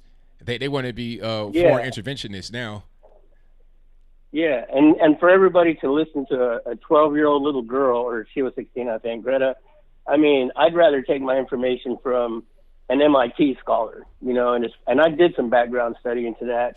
And as far as that goes, they put out a study, and climate change is happening, global warming is happening. They just don't know that we have a footprint in it, and we're supposed to get information, I think, in 2002. The first information, they still can't come up with a conclusion, and they said if we do have a footprint, it's minor. You know, so, yeah, I'm going to listen to MIT guys just because, and, yeah, it was all political. I mean, she was just basically a political stooge. But, yeah. As far as cops goes, I back the blue 100%. I feel bad for him half the time because I work in service, and if someone came to me and put a camera in my face while I was working, I would probably pack my stuff up and leave. And we have stressful jobs. You know, we if we make mistakes, it kind of sucks doing it in front of the customer or something. So if someone's gonna have a phone and a camera right there on top of me, I'm gonna get pretty upset. And for a cop who has one of the most stressful jobs, you know, to have to, you know, they have a very stressful job. I mean, theirs is life and death at a lot of times. And now they got somebody coming out and putting a camera in their face, you know, right, and following them around and trying to stress them out for no reason. Why do they deserve that?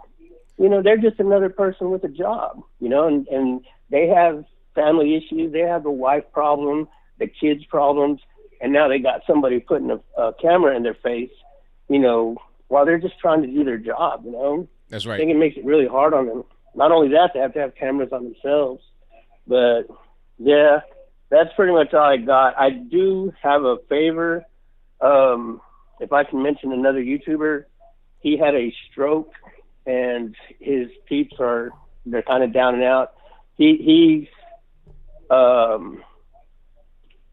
philosophy is arts, basically. He puts up a lot of content, and he was up and coming. I mean, he was getting pretty big. But like I said, he had a stroke, and his daughter was trying to keep the channel going.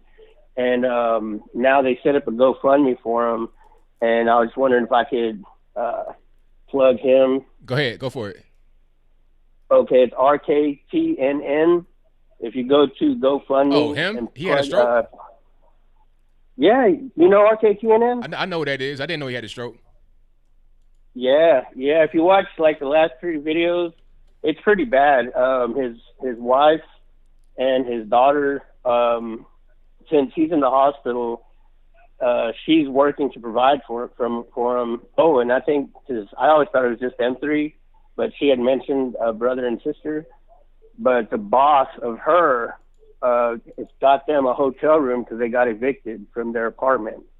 And so I'm just a subscriber. I mean, I don't know him personally. He lives like, you know, it's kind of like you. If something happened to you, I'd be fighting for you, you know, and I would, you know. And, yeah, so that's why I'm trying to get a plug out there for him. And, you know, I've donated a little bit. I'm not actually working right now. I'll tell you what I'm going to do. I'm going to put his channel right here in the box so everybody can go over there and do what they can. Is there a GoFundMe link that you have? I don't, and I don't know how to do that, but it's if you go to GoFundMe and you click in the search RKTNN, it'll come up. All right, so I'll put that link in the box. On his, yeah, I put a link right there in the box so anybody. Yeah, I put a link right there in the box so anybody can go to it and just check him out. Yeah. Sweet, I sure do appreciate it, ABL. No but problem. yeah, that's all I got right now. Like I said, I see things from a different perspective a lot of times. No doubt, and man. Yeah, if I hit up on anything else, I'll hit you up. All right, thank you for the call, man. Definitely appreciate it. Man, thank you for the plug, brother. No problem. All right, bye. All right, yeah, that's unfortunate. Yeah, I remember RKTNN. People came in from that channel one day. I think he was streaming, and then he told everybody to come over here. That was recently too. So yeah, my prayers go out to his family and to him, of course, as well. Hopefully, he's able to recover. You know, I know somebody that had a stroke early. Like I'm talking about in their early 30s, and they recovered. They were okay. unfortunately, that's not always the case. So hopefully he's able to just get well soon. That's all I can say. So prayers out to my man.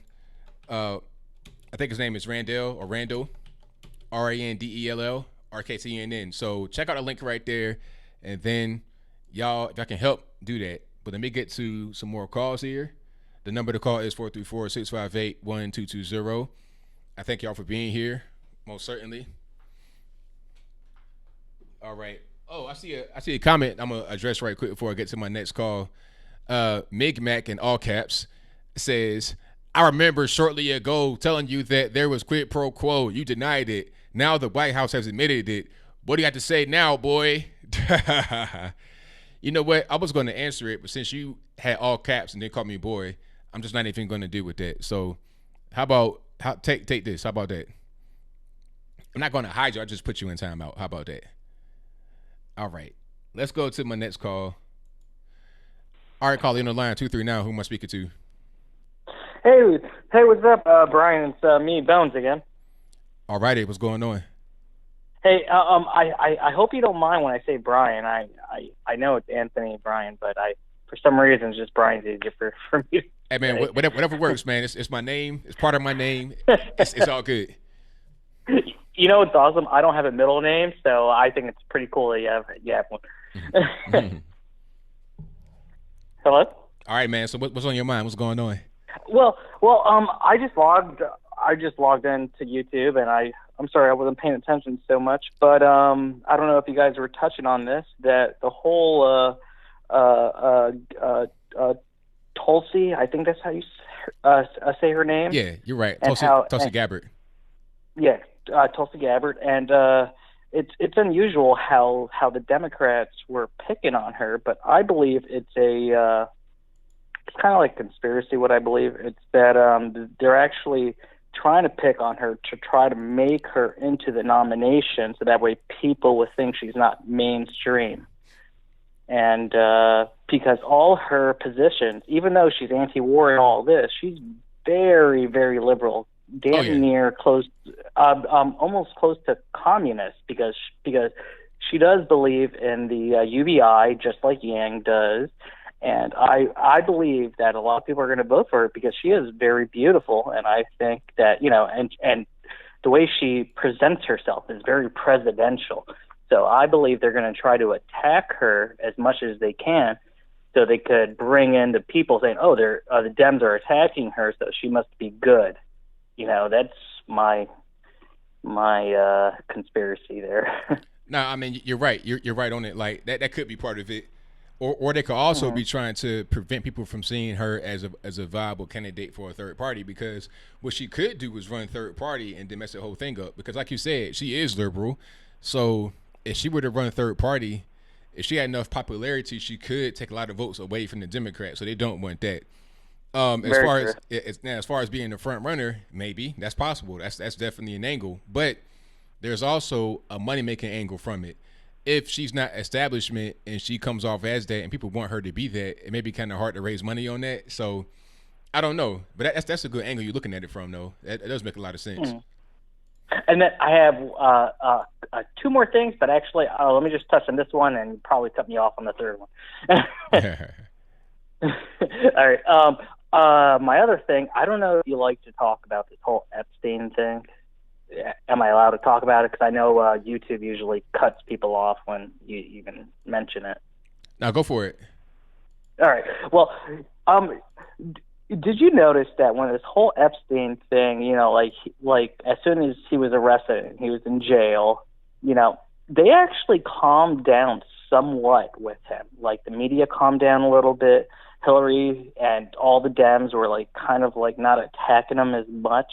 And then all of a sudden, after the shootings, because of course there's a shooting while Epstein's in jail, so once he committed suicide or escaped or I don't know, he all of a sudden after all that happened, like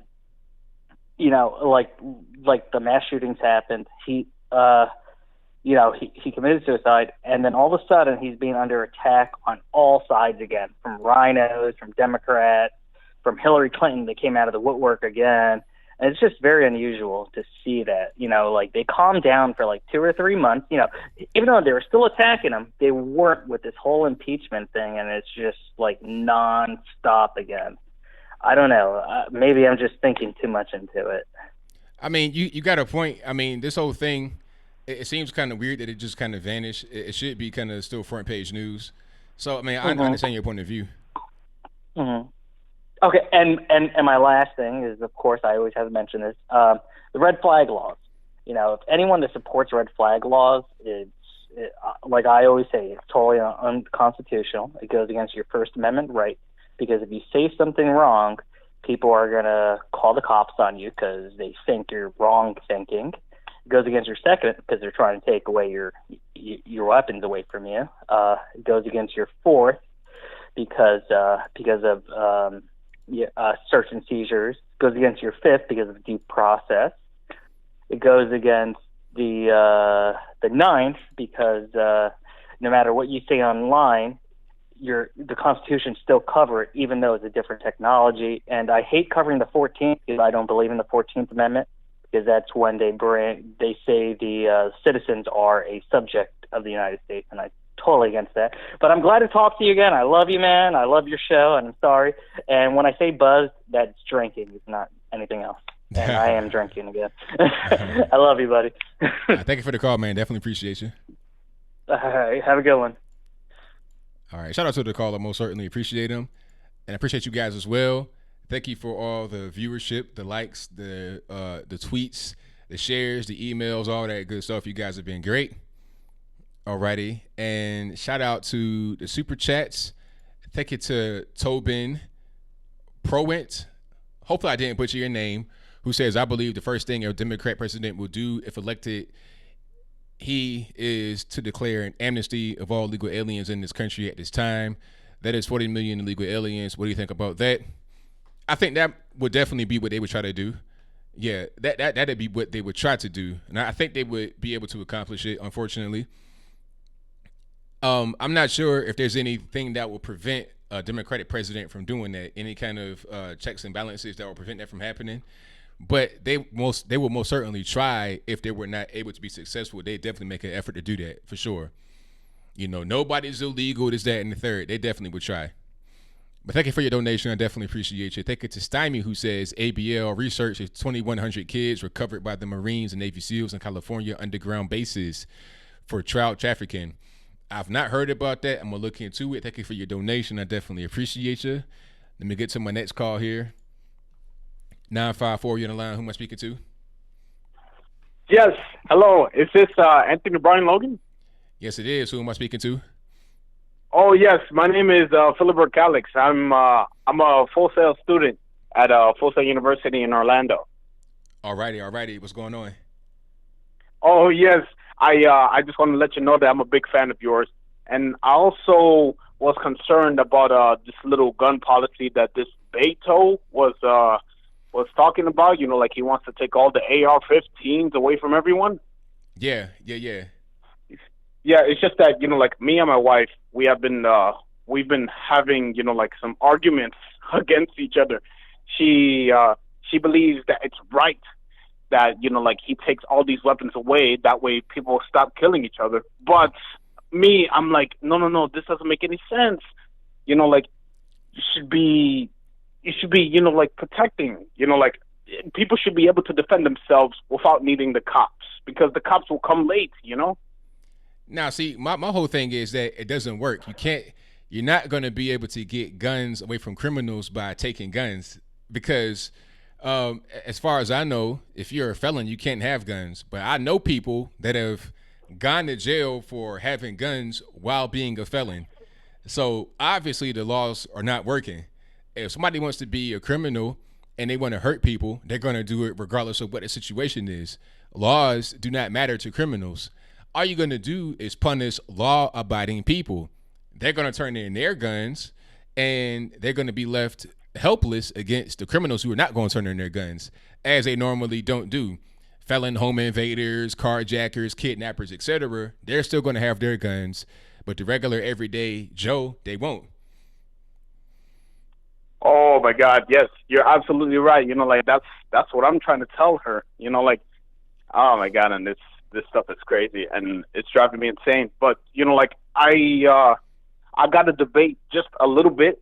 It's just that I don't believe everyone should have guns. I feel like it should just be like just police officers or people like who have a license. But I was wondering, what was your opinion?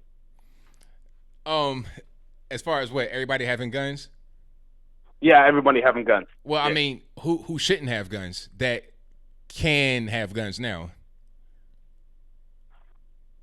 Oh yeah, you got a point. Oh, you see what I'm saying? Because like there's plenty of exceptions. You can't be a felon having a gun already.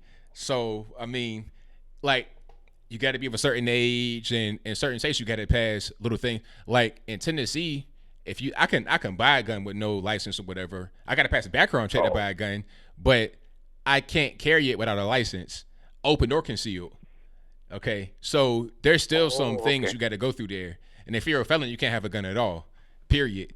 But people still have them. So, I mean, my thing would be who can't have it. And sometimes, like, you got some of these mass shooters, they'll pass a background check and still get a gun legally. If they cannot pass a background check, they'll get it illegally. Either way, they're still going to have it. I think the main thing is just to promote gun safety in school, educate kids about guns, and just we got to foster a better society overall, because when you got a bad society, when society is degrading, you're going to have more people that are out there crazy that want to hurt people. You got to solve the root of the problem rather than trying to ban the instruments that the problem manifests itself with.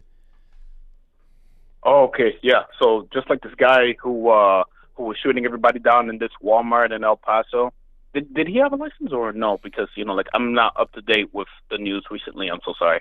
Well, I think don't quote me on this. I think he bought his gun legally.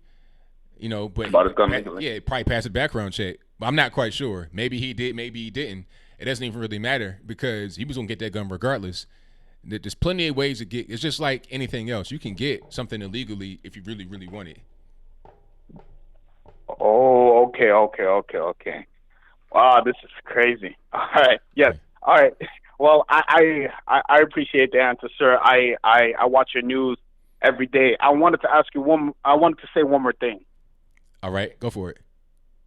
Yes, it's just that okay, yes. So I was in the Marines, right? And at first when Donald Trump got elected, I was kind of against him because I'm from the Bronx, and where we are from the Bronx, everyone is against the Republicans. Yeah. But then, I started watching you a little, and then I saw this Owen Schroyer from InfoWars, and then I was like, okay, everything seems to be starting making sense now. Because back when I was in the 7th grade, everybody was voting for Obama in 2007 because he was black. And I was like, this doesn't make any sense. But now that I listen to you, now that I listen to the amazing Lucas, now that I, follow InfoWars a little bit, everything's starting to make sense now. So, I feel like the Republicans, they're really going a good route right now. And I'm telling you, I'm voting for Donald Trump. I love it, man. I love it. I'm glad you're able to see the light. I'm glad you're open-minded. That's the main thing, because you can see something and you be like, well, I don't know about it. But once you get into it, you start to do some research or whatever it is, and you come to a realization. Hey, man, I'm glad you're open-minded and you saw the path to go on, man. So I thank you for the call and your support. I definitely appreciate you. All right, thank you so much, sir. I'm your biggest fan. Thank you. Thank you. All right. Shout out to the caller. Hey, you guys are great. I meet a lot of you guys sometimes in person, and then when you call in, it makes me feel good that I'm helping you in your everyday life. So thank y'all, because without y'all, it wouldn't be any me. I couldn't do what I'm doing at all. I'd be doing something totally different. I'd probably be running out of burning buildings for a living if it weren't for y'all. Ain't nothing wrong with that at all, but my life would not be the same. So thank y'all. 601, you're on the line. Who am I speaking to? What's going on, Anthony? What's happening, man? What's this, O'Shea Linux? That's me. That's me. How you feeling? Everything's good, man. How about yourself? I do fairly well, thank you, Lord. I do fairly well. Look here. Let me say something about this police thing. I understand everybody want to give the police, no, I ain't going to say everybody, want to give the police the benefit of the doubt and all that good stuff. But it's kind of like this. A man, woman with that uniform on, with that badge on, they have a license to kill. They have a license to kill. So if they were to kill you, the benefit of the doubt is going to go to them. So I don't understand why would anybody, police, unless he's deep undercover, and then to me that would be violating some public safety. But other than that, if it's a uniformed police, if they're not doing anything wrong, then why wouldn't they want to have somebody videotaping them? It would only help them, wouldn't you think? Well, I mean, I don't know. I think that it probably would be better if everybody had a body camera so everything would be on the up and up. But as we do, but as we do know, oftentimes them body cams, they mysteriously quit working at key times doing a lot of these stops or arrests or whatever, however you want to call them. So it seemed like they wouldn't have an issue with being videotaped. Well, so if they getting mad and stuff and upset, I think it's different. I think the issue of being videotaped is different depending on how it's done. Like, it's one thing just to have a body camera where everything is out there in the open, all the police actions are being seen by the camera from their perspective.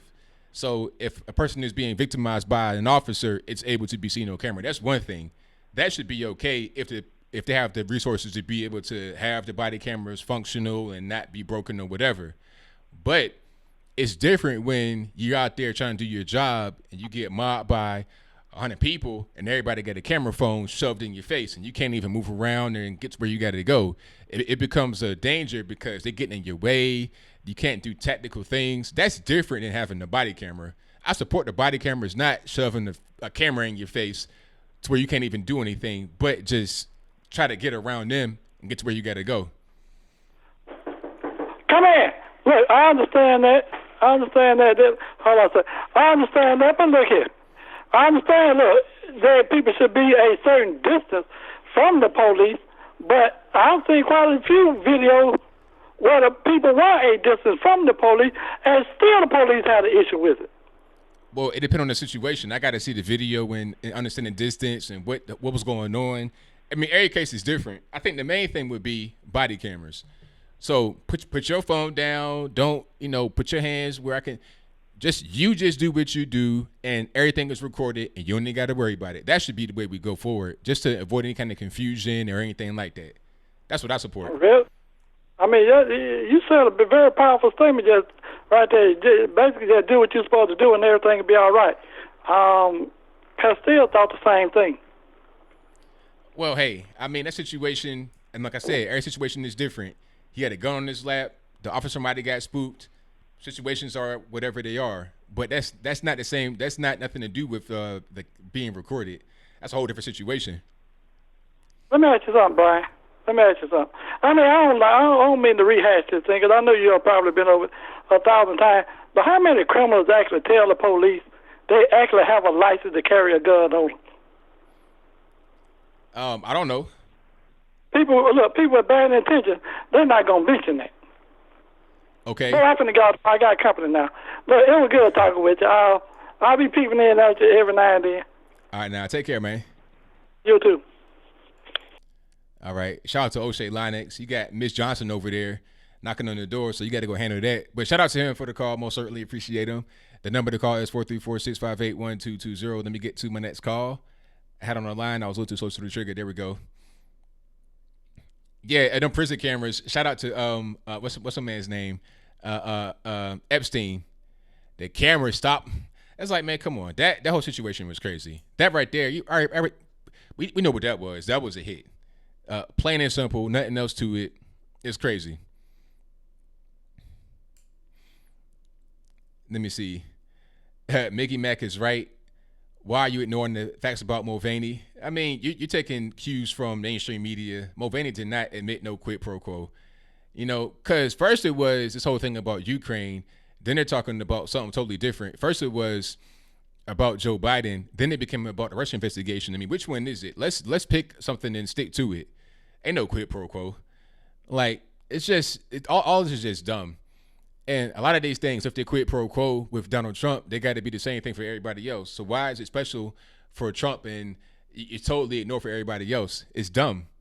Mainstream media is poisoning people's minds. And the thing about mainstream media, the trick that they do, they put so much poison out there when it's something that is kind of halfway true. You want to believe in it because you don't want to be seen as being biased against them. That's the kind of trick that they play on you. But let me get to my next call. 423 on the line. Who am I speaking to? This is Lacey. All right, Lacey. What's happening? Hey, am I live? You're live. Okay.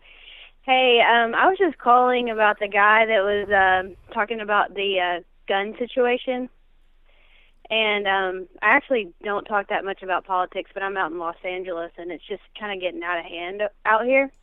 But I was actually driving through with my boyfriend, and we were in San Francisco, and this lady was there at a restaurant, and we just happened to start talking, and she was from, like, the San Francisco area. And she used to be a Democrat, and she started getting involved in, like, social services there.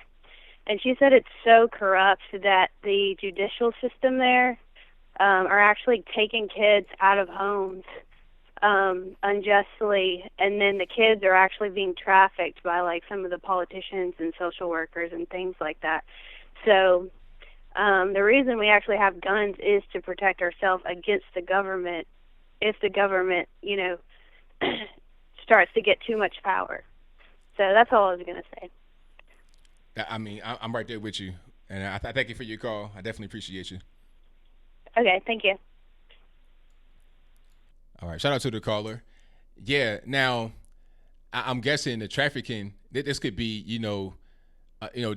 Do they have adoption mills? Is that considered human trafficking? I guess it would be. It's really a shame, but that is what happens in these places where the government takes over, where they have so much control over your life. They do everything for you, and that could be very bad when you don't have any kind of autonomy to yourself. When you allow the state to just take over your life. It's terrible, and you don't want to be in a place like that. All right, let me get to my next call. 228, you're on the line. Who am I speaking to? Hello, this is Valerie. I've called you before. How are you today? Well, I'm great. How about yourself? Oh, I'm doing good. But what I wanted to talk about is this Ukraine thing.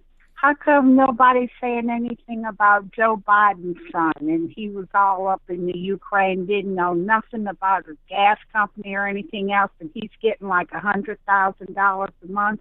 How come the media is not saying anything about them? I mean, that's a good point. I mean, it seems like the main thing that the media wants to do is focus on Trump. Anybody that's affiliated with Trump or anybody on the right. If, Hunter Biden does something, if Joe Biden does something, they want to just push it under the rug and have that do that. Yeah, because they don't want to attack their friends. They want to attack their enemies. Yeah, but the media is so stupid. Don't they realize that the American people are not stupid? And we're getting so turned off by this. I mean, you know how American people are, of all colors. We all the same. When we see somebody getting picked on, just our heart goes out to them. Everybody in the media is picking on Trump. That's the impression I get. And they're all trying to get him. And yet they can't come up with anything with proof that he did anything. Yes, he talks to leaders of other countries. That's what he's supposed to do. He's our president. And some of the conversations are supposed to be private, okay? That's what world leaders do. They don't go on YouTube or World Star or something like that when they talk into the president of another country. That, that's ridiculous for them to expect that, and they don't. But it's just that, it just, the media is so stupid. They don't know what they're doing. What they're doing is ensuring Donald Trump's reelection, which I know he's going to get reelected, but they're also ensuring a third term for him because the American people are going to be so turned off. They're going to demand a new amendment to the Constitution allowing him to serve as many terms as the senators do.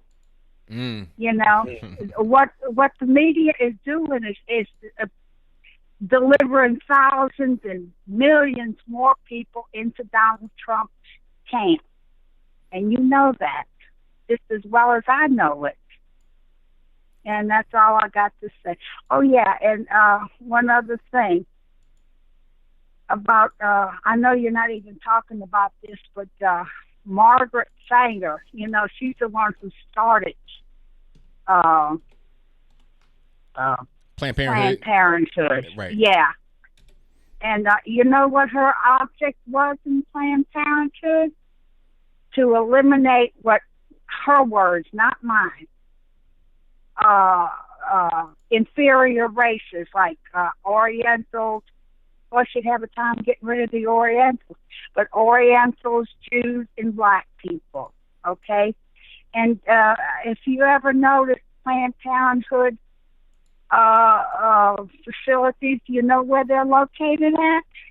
They're located in predominantly black neighborhoods. Very seldom do you see a Planned Parenthood facility in a suburb or anything like that. They're always in downtown areas, in places that's predominantly black. Am I right or am I right? You're correct, 100%. And so what does that tell you? Well, that the Democrats are... Yes, that's exactly what they're trying to do. And if you check the abortion rates, the population of used to be 13% of the American population were black. That is not true anymore. It's down to about 11%. Another couple of generations, it might be down to 5%. And they're making a 13-year-old can go in there and get an abortion, with no parental consent, nothing. They can just walk in there and say, I want an abortion, and they give it to them. That's right. Have you ever heard of it? That's true. That is absolutely true. And that's all I got to say. It's just that these people make me so aggravated and so mad. Sometimes I feel like putting my foot through the TV when they're on with their crap. All I do is stay on my computer. I hear you. And, that's all I got to say. I thank you for the call. Definitely appreciate you. Okay, bye-bye. Bye. A great caller as always. You guys are fantastic, very smart, very knowledgeable about everything that's happening in the world. And I appreciate y'all for calling on into the show. You guys know the drill. The number to call is 434-658-1220. If you want to be a member to the website, to the YouTube channel, I think it's an option on the page. I'm not really sure where it is. I'm gonna try to look and find it myself and see what's going on with it. But I just put that on this. I put that on the channel today, so I'm not really sure if it's there or not. Let me try to see. Hold on, let me look. Can you be a member? I'm not really sure how that works. Yeah, I don't know.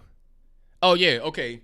So when you super chat, when you click the little $ icon, it's gonna be two options: super chat or join. If you click join, it's like kind of how Patreon does it, where you can do like a monthly recurring thing on YouTube. You get like a little special icon by your name, and I'm gonna start to do some more. I'm gonna unveil some emojis you get especially for you, and some little what they call it, like perks for each tier. And I'm gonna kind of like integrate it with Patreon as well to get some extra perks. some exclusive video content is probably what I'll do. So y'all be on the lookout for that for sure. Let me get to my next call. 580, you're on the line. Who am I speaking to? My name is Grace Kelly, and I'm from Oklahoma. All righty, Grace. What's going on? Oh, my gosh. I can't believe I'm talking to you. I can't imagine what it's like on your end to just do videos, and then you hear from people and go, oh, my gosh, I'm talking to Anthony Brian Logan. It feels great. I know when I listen to you, listen to you every day. I'm an avid follower, and I know I'm preaching to the choir. I know that. But this is what I know. I know that time and truth walk hand in hand. Time and truth walk hand in hand. And regardless of, you can't make what's true not be true. You can't do it. And you can't make what is false be true. It's not within our power to do that. Mm. And so, I just have to sit back and know that all this is in greater hands. And I just have to hang on to time and truth walk hand in hand. And eventually those paths will reunite. And so I just appreciate you. I'm always up in the morning. I'm looking to see ABL, is he on yet? And the other day I teach school. This is my 35th year. I was teaching school and I said, this, that, and the third. And my students said, what? And I'm like, okay, none of y'all listen to who I listen to, I guess. Here's my question. I didn't call just to talk, although I'm really good at that. Have your videos been demonetized? Well, some of them are. It's kind of a complicated process. What happens is, we're not demonetized. Let me explain what's going on. What YouTube does is they'll give you a yellow $sign or a green $sign. If it's a yellow $sign, you get limited ads on the video, but you can still get YouTube red revenue and some ads that want some of the more controversial content. But you don't get the full amount of ads. If it's green, you get full ads. Some have yellow, some have green, some have yellow. I can challenge it and then it turns to green. But overall, it's not really that bad. I think the main thing is my distribution. I'm trying to keep that going, and that's based on algorithm. If you don't upload for a while, you kind of get hurt in the algorithm and you don't get as much push that way. So really the main thing with YouTube, from my point of view, you got to just play the system very well. If you don't play it very well, you get punished.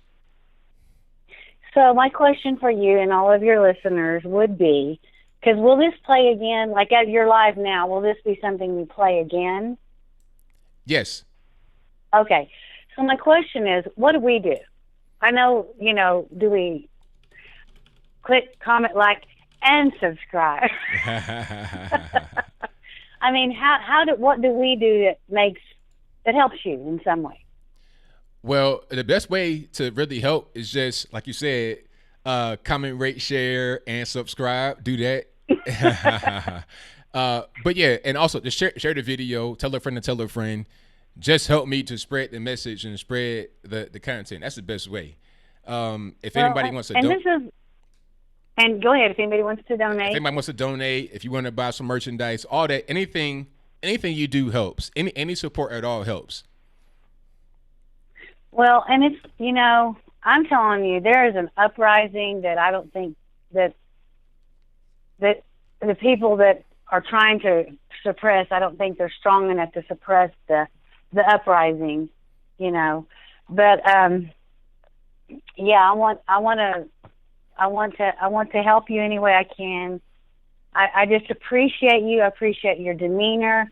You're always professional. I can share your videos with some of my liberal friends that I can't share some videos with. Oh wow, that's good. That's good. So I just want you to know that I appreciate you and just keep doing it, man.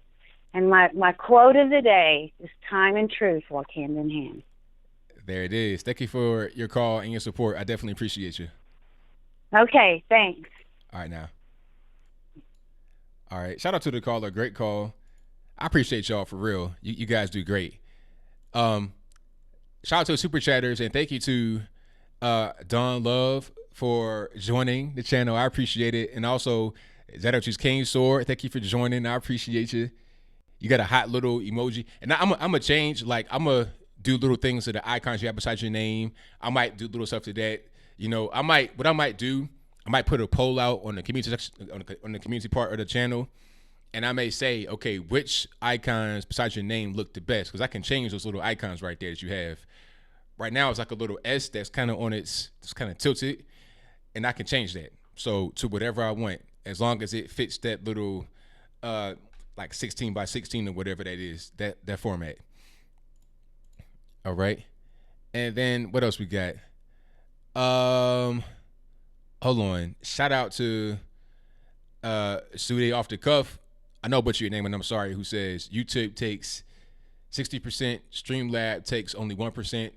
Well, I thank you for your donation. I definitely appreciate you. A couple of things about that. The thing about YouTube is they probably take about 30% and it's more convenient. So Streamlabs takes less, but it's less convenient because you got to go through a different step. You can't just, be right here clicking the button. But thank you for your donation. I definitely appreciate it. Let me get to the next call here. 204, you're in the line. Who am I speaking to? Hey, bro, what's going on? This is Tariq, man. Hey, man, what's going on with you? Man, bro, it's just a lot of crap going on with this impeachment and Syria thing, man. First off, man, like I've always told y'all before, man, when it came to Donald Trump running, the establishment didn't like him. I think this is one of the major reasons why he didn't even get support from the Republican Party is because he started off as anti-war. You know what I'm saying? His whole position was we shouldn't have been in Syria in the first place, and he's right. Like, the media cannot explain to the American people what business the United States have to do in the middle of someone else's civil war. Like, no, there's no business. This is why he was not supported. And if you look, every time Donald Trump announces or tries to do the right thing for the people and pull out, he gets betrayed by the Republican Party. You know what I'm saying? And then you got these liberals like Ilhan Omar, who talks like she's anti-war, but she's really not, making tweets talking about Trump pulling out the wrong way. You know what I'm saying? I'm like, Ilhan, here you are talking about we're invading every country, but then you want to act like now you are pro-war because it's Donald Trump doing it. Like, you know what I'm saying? These liberals, like, I can't take them seriously, man. I see them all as controlled opposition, like Ilhan Omar, AOC, these clowns who act like they're anti-war. They're just anti-Trump. Because if this was Obama pulling out, they would not be criticizing him. And it's very partisan too, because the thing that angers me is that when Obama pulled out of Iraq, the Democrat Party still stuck with him. You know what I'm saying? Like, they didn't attack him. They didn't do, he's making a mistake. They didn't do no resolutions condemning it. But it's like when Trump pulls out of Syria, now you see the Republican Party doing all this condemnation, resolutions condemning him. Oh, we are banning our allies. Oh, you are strengthening Russia. Lindsey Graham talking about this an Obama-like move. And you know what I'm saying? It's these silly words that is designed to just never leave, man. Like, when you say things like you're strengthening Russia, like, the response would be like, so what? Like, okay, so let's say Assad wins his civil war, which I didn't see Christians in that country complaining. They wasn't getting their heads beheaded under Assad, but they are getting their heads beheaded under these crazy rebels. So what? Like, what is he going to do? What is he going to do? Set up base in Mexico and bomb America? You know what I'm saying? Like I don't understand this. Did you see, what is her name? What is John McCain's daughter name on The View? I forget her name. Meghan McCain. Did you see her on The View, man? Nah, what did she say? In response, she was just hysterical. She's like, oh my God, like, I just woke up and I was just so upset that Donald Trump is abandoning our allies and the Kurds, and you don't abandon your allies. Just status quo Republican, never Trumper, that they don't understand that the only reason why these clowns are even given a voice is because the liberal media is elevating them. Like Meghan McCain and clowns like her, they're not loved by the base of the Republicans. Like, nobody listens to them. You know what I'm saying? But yeah, they're on this whole thing, stay forever and support the Kurds, man. And yeah, man, we just gotta make noise and let Trump know that what he's doing is right. Fox News is not gonna have his side, also, man. I would say maybe Tucker Carlson is gonna have his side, but Fox News is not gonna have his side. And if you look at Tulsi Gabbard, right, you saw how Hillary Clinton called Tulsi Gabbard an asset, Russian asset. You see, that's what they do. Tulsi Gabbard is being targeted as well on the Democrat side simply because she's anti-war. It's the same thing. So what they try to do is they assume the American people are stupid. So what they do is that they just call you Russian assets. They don't even give any proof or context. They're just like, oh, Putin likes this move. So what? So what? Like Putin is not going to attack the United States of America. If he does, that'll be the dumbest thing he could ever do, and it will end up in nuclear annihilation of his country. You know what I'm saying? So yeah, man, this is just fake news. What I worry about, man, is the Republicans, though, because I feel like if Trump stays anti-war, I feel like he will get impeached by the Republicans. I feel like they won't side with them. This is just something I feel like they are drawing the line on because there have to just be some hardliners for some odd reason. Except for Rand Paul, he seems to be the only Republican who got sense. But I don't know, man. Like, do you think with this whole impeachment inquiry that the Republicans, if Trump stays the course and he's just pulling out of Syria, he may possibly pull out of Afghanistan, the Republicans may sign on and impeach him? Well, no, because their vote are going to be public. If they could just vote anonymously, they might try to impeach him because of this, but they got to be public. So if they vote to impeach him and their constituents find out, that's the end of their career. It's a wrap. So in order to save themselves, they're not going to do that. But if it were private, it'd be a different story. I feel like, because, yeah, man, I just feel like, Mitch McConnell coming out, everyone who usually has Trump's side, very upset about this decision. I mean, I feel like they are like, it's like they have some type of emotional investment into it. It is just irrational. And Trump it's crazy. I don't know if you listen to progressives like Jimmy Dore, but they are all even admitting that Trump is making the most sense on this situation because you can't really defend the United States staying in that region forever. And you know what? If the Turks and Kurds fight, look, man, so what? That's just not our war. You know what I'm saying? We should never been there, and this should serve a lesson to future presidents who decide to invade these Middle Eastern countries. If you don't want to get in these silly quagmires where you got to protect one side from another side, stay out of it. That's it. My own business. Unless they oppose a direct threat to the United States, meaning Assad was about to bomb some city in America or some military base, who cares? If he's a brutal dictator, who cares? Let those people got to take self-accountability and they got to rise up on their own. This is not our fight. We don't need to police the world. And that's pretty much all I want to say, bro. Thank you for the call, man. Definitely appreciate you. Take care, bro. All right, now, thanks. All right, thank you to my man Tariq for the call. Most certainly appreciate him. And thank you to all the new members and the super chatters. I appreciate you guys.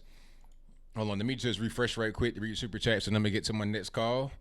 And the number to call is 434-658-1220. Shout out to Bones, who says, whoever said I sound beta, I served 4 combat arms tours, 15 years in. I'll knock your block off. If you don't like my voice, beat your face, Pog. Hey, shout out to Bones. And thank you for your service and thank you for your call and your donation. I definitely appreciate you. Shout out to, who else we got here?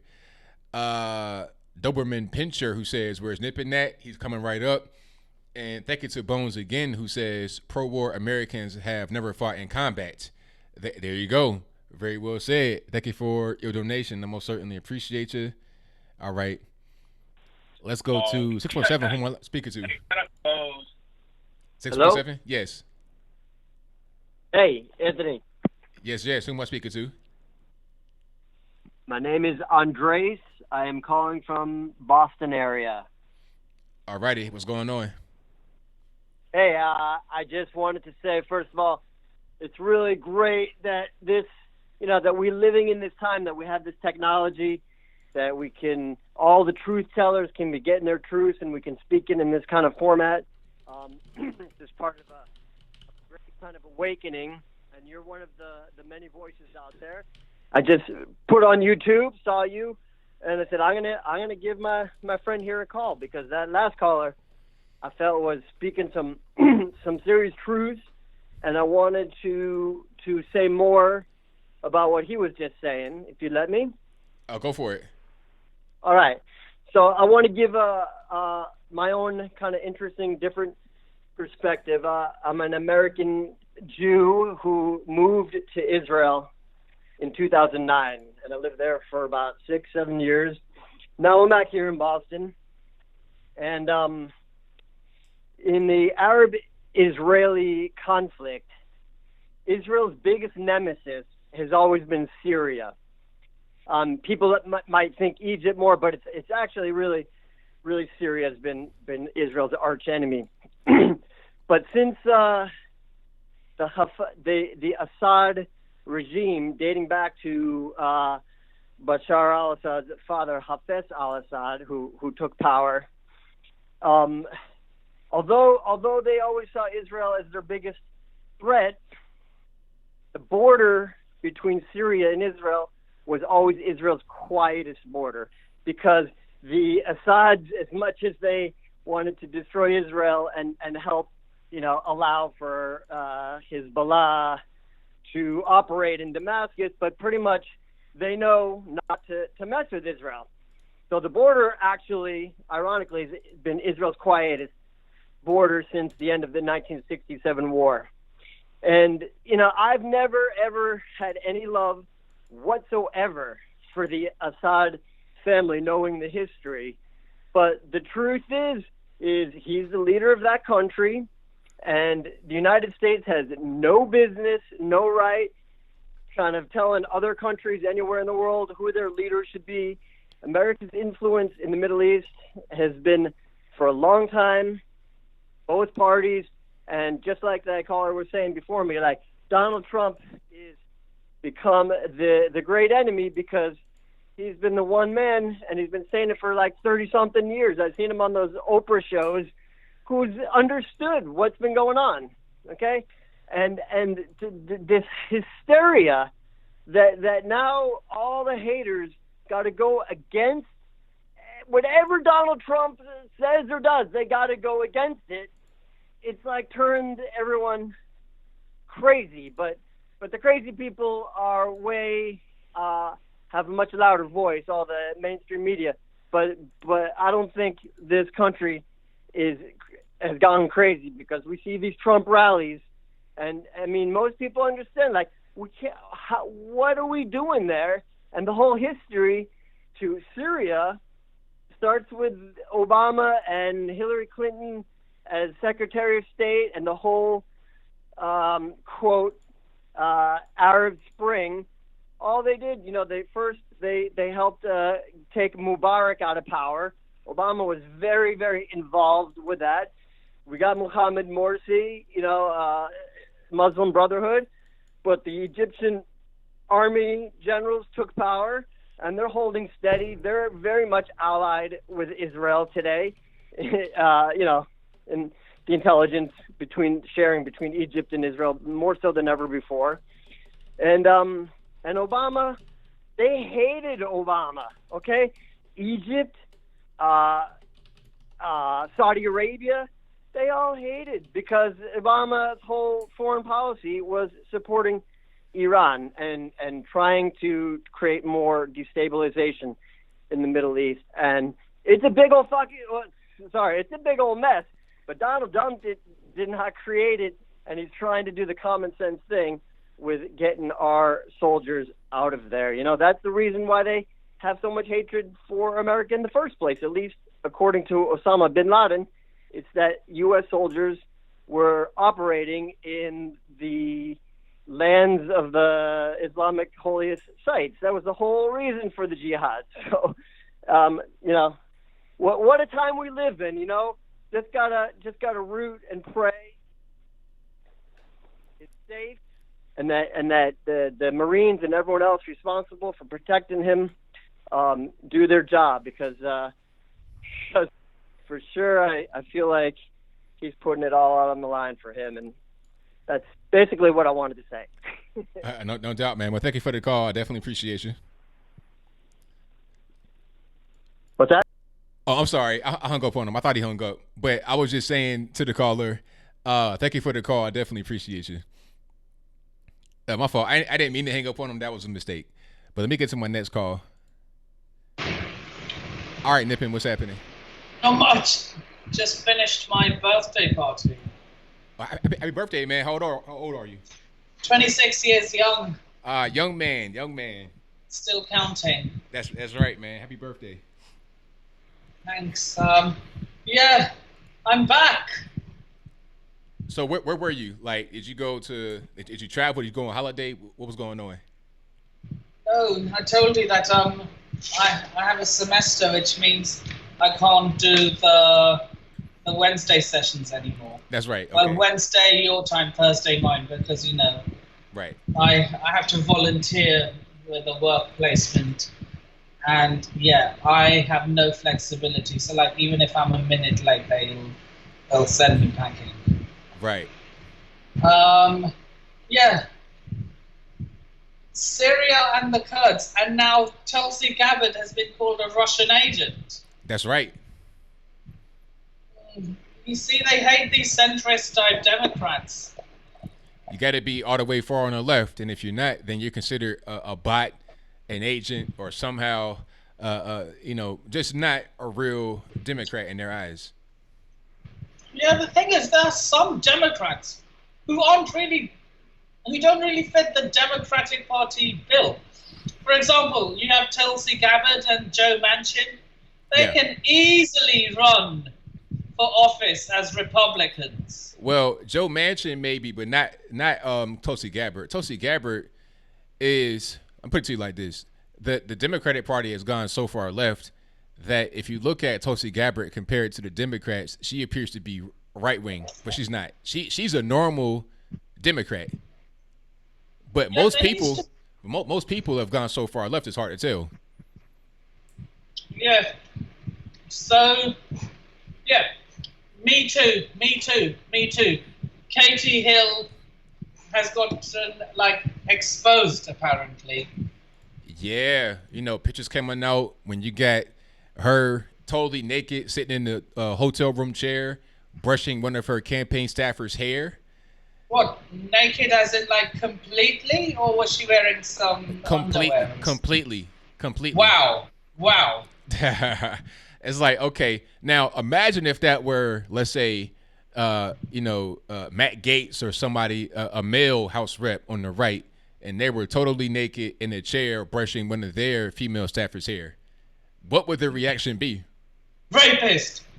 Right away. Instantly. Yeah, they call him a rapist. Yes. Womanizer. Yeah, I've had this thing that... Yeah, I got falsely accused of sexual harassment once. Right. I don't think I remember telling you that. Yeah, you did, because you went to a con. Comic-Con. Yeah. Comic-Con. Yeah. Yeah, and one of the cosplayers ended up being one of the Me Too squad. Right. But the thing is, my hand is so big that... So she just... what do you call it? She just... It was a false allegation. Yeah, false allegation that I touched her. Right. And if she didn't want me to put my arm around her waist, most girls, what they do, they just get your hand and put it to the side. Right. So yeah, that's pretty much it. Yep. You might want to take that out in case you get done for showing inappropriate stuff. Oh no, it's all good. Like it's still on Instagram, so if it's on Instagram and it's been up for a while, then it's all good. Like I have it to where it's like heavily censored, so nah, it's all good. And yeah,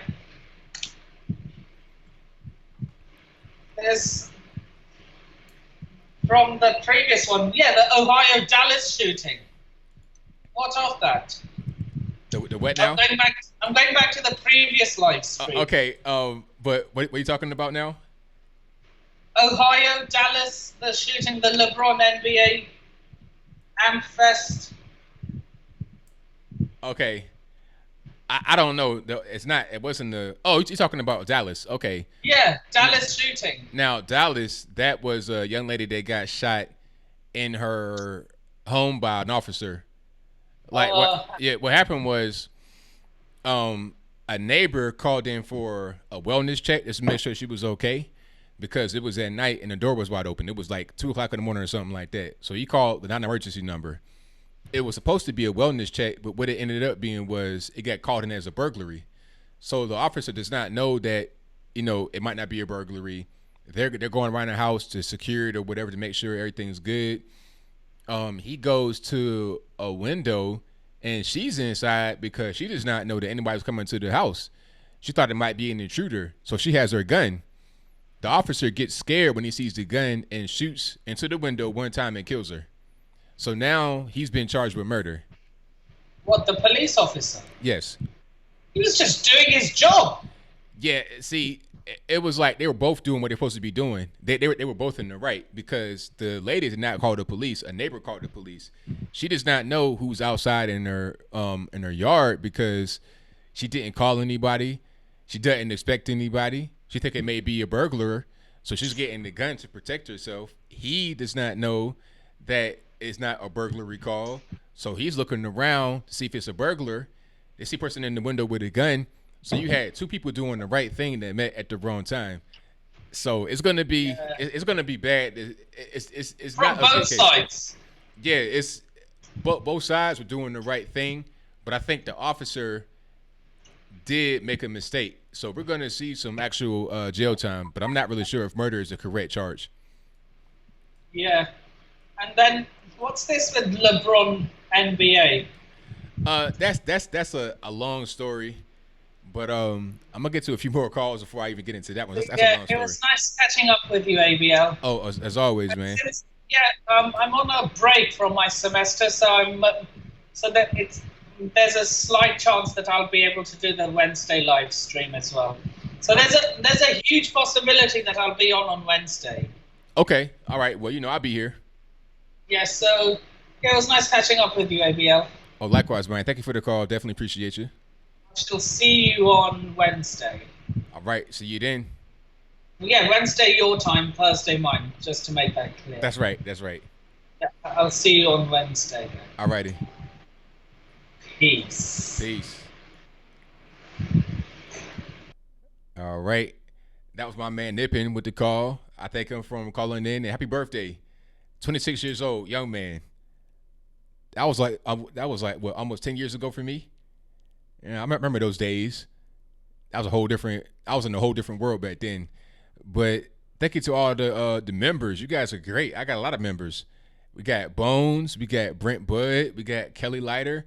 Thank y'all for being members. I appreciate you. Thank you to Valerie Rogers, who says, great channel. Keep up the good work. Will do. And thank you for your donation and your very kind words. Definitely appreciate you. Let me get to my next call here. That would be, alrighty, let's go. All right, call you on the line, 737. Who am I speaking to?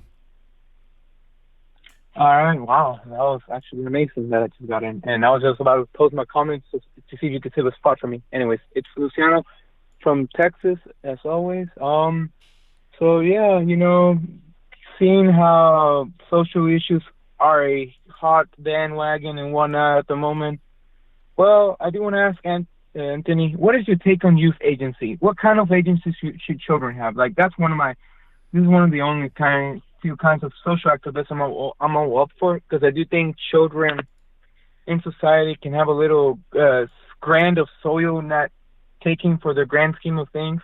So I'm just wondering, like, how should children be, I guess, conducted within societal manners? Because if you think about it, children are treated more from a personal perspective, right? They're not really recognized by the greater society. Just wondering, though. So, yeah. It's kind of a vague question. So I'm not really sure how to answer. Okay, I'll specify, like, should children, for instance, have a voice in politics, religion, environmentalism? Well, we all know environmentalism is a hot toucher, but, you know, I guess very important social social subjects that, you know, I guess the world likes getting interested in. Basically, what I'm trying to ask, should children kind of be all hectic or no? They should just be children, you know, because I think if children could get hectic, they could voice their concerns out a little better. But I want to see your thoughts first. I think that children should be under the control of their parents, but not to the point where it becomes abusive. And I think that could be judged by some obvious things, you know, malnutrition, not letting them get education at all, just not letting them participate in society properly. I think that'd be the main thing. That could be that could be seen as vague by some people, but I think that each case should be just judged individually. As long as the child is just, you know, fed properly, they're going to get some education, whether it's school, homeschool, whatever the case. As long as being educated and fed, that's the main thing. But as far as the kids just doing whatever they want to do, no, because a child, their brain is not developed yet. They still need their parental guidance. Okay, of course, I agree with that. But I do find, what I will say something regarding the left and, you know, the rise of statism. You know what statism is, right? Yeah. Okay. I do notice a weird connection. Each and every generation, as the left becomes more statist, they keep, I guess, putting children under a bigger pedestal than ever. It's an interesting dynamic, and I think if you're fiscally conservative, then you should not support the legal construction of children at all for this one reason. Because children were never part of the legal system until it became a bridge for the legal system. This is, for instance, even back in the 50s, there was no such thing as a minor. It only, as soon as the Democrats got power, that's kind of when they started legislating for children. Has anyone noticed that? And I'm even going to ask that to the chat. It's the left, you know, and the rise of big government doing this. I never seen any conservatives want to deny their youth their agency, if you know what I mean. Right. Okay. So, you know, interesting dynamic, you know, and I'm just saying, like, that's why the left is using children as political pawns again. You know, that's, you know, if you're fiscally conservative, just saying you will not support the legal construction of children, or, you know, any legislation involving, I guess, the meritocracy of youth and children. You know, I think children, I guess, shouldn't be, I guess, politically confiscated, but they definitely should be able to voice their concerns and opinions to society. Yeah, I think the main thing that would kind of all fall under abuse or not. If a child is being abused or not, I think that'll fall up under that. You know, like people such as Greta Thunberg, I think that might be an example of abuse, where they get all kind of like disorders that may or may not be real, where the mom's writing a book and kind of forcing her into a particular life that she may or may not want to be in. That could be considered under some abuse. So as long as a child isn't being abused or being treated properly, that should be the main thing we focus on, in my opinion. But a lot of the left, they tend to abuse their children and say, oh, this is what they want. Like a prime example of a thing that the left tends to do, and they think it's in the best interest of the child, when they say, okay, my 5-year-old is transgender. No, he's not. No, she's not. That's not happening. That's you doing that. You're abusing that child. Child abuse is a really big problem on the left. We got to focus on that. You know, yeah, and the same can be said for giving a child a weird mental disability diagnosis out of nowhere. I'm sorry, if you're going to give your child any kind of diagnosis, it could be autism, it could be schizophrenia, it could be gender dysphoria, it could even be obsessive body disorder. I'm sorry, that's child abuse. Giving a child a diagnosis out of nowhere, because that could give them a lower sense of accomplishment, and two, that could give them a big, you know, it could give them this why do I exist mentality, right? Right. So, you know, just saying, like, if anyone on the right, especially the fiscal conservatives, I want you to notice that it's kind of contradictory to use children in any sort of legislation, like minors and all that. To me, it means I'd rather. Here's what I will say before I go. I'd rather have the adults or family or even religious circles determine when somebody becomes an adult than the law. The law has become it's getting more black and white on this. But who do I blame? I blame the left. They're the ones getting more state control, and they're the ones who literally want to put children under a bunker, metaphorically speaking. Just wanted to throw that out there. That's right. And one other thing I'll say before I go. It's a news story, and I'm not sure if you covered it, but did you do the Tulsi debate yet? Tulsi debate, or just the fact that she has been called out for, quote unquote, being a Russian asset by Hillary Clinton? Yeah. Did you cover that? Yeah, I did. Yeah. Okay. I'll check it out later. Also, did you saw this video of Elizabeth Warren? It's resurfacing, but she's literally trying to delete it now. She's literally trying to take back the statement of her claiming she's Native American.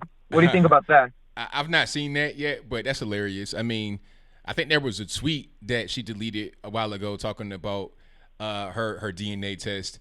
That's hilarious to me because she's trying to become the president, and that's going to be a big problem. So she's got to pretty much cover her tracks because if she doesn't, that's going to be a big campaign video. It's going to be too easy.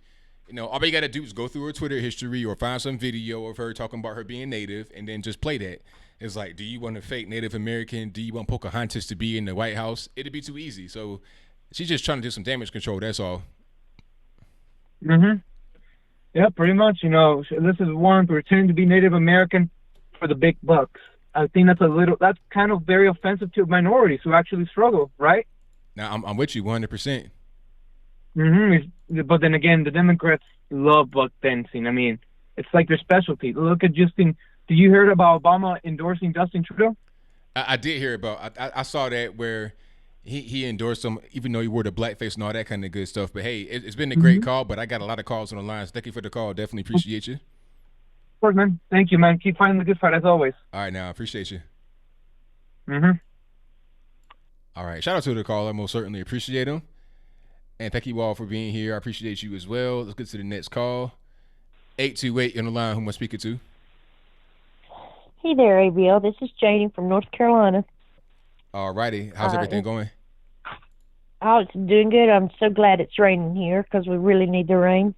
Oh, definitely. But I've been listening to your callers and looking in the chat, and everybody seems to be just spot on tonight. But I was wanting to comment on the Syria and Turkey deal. I was watching Judge Janine just a little bit ago, and she had Lindsey Graham on, which, I'm a little bit disappointed in Lindsey Graham. He's not supporting, the president like he should be.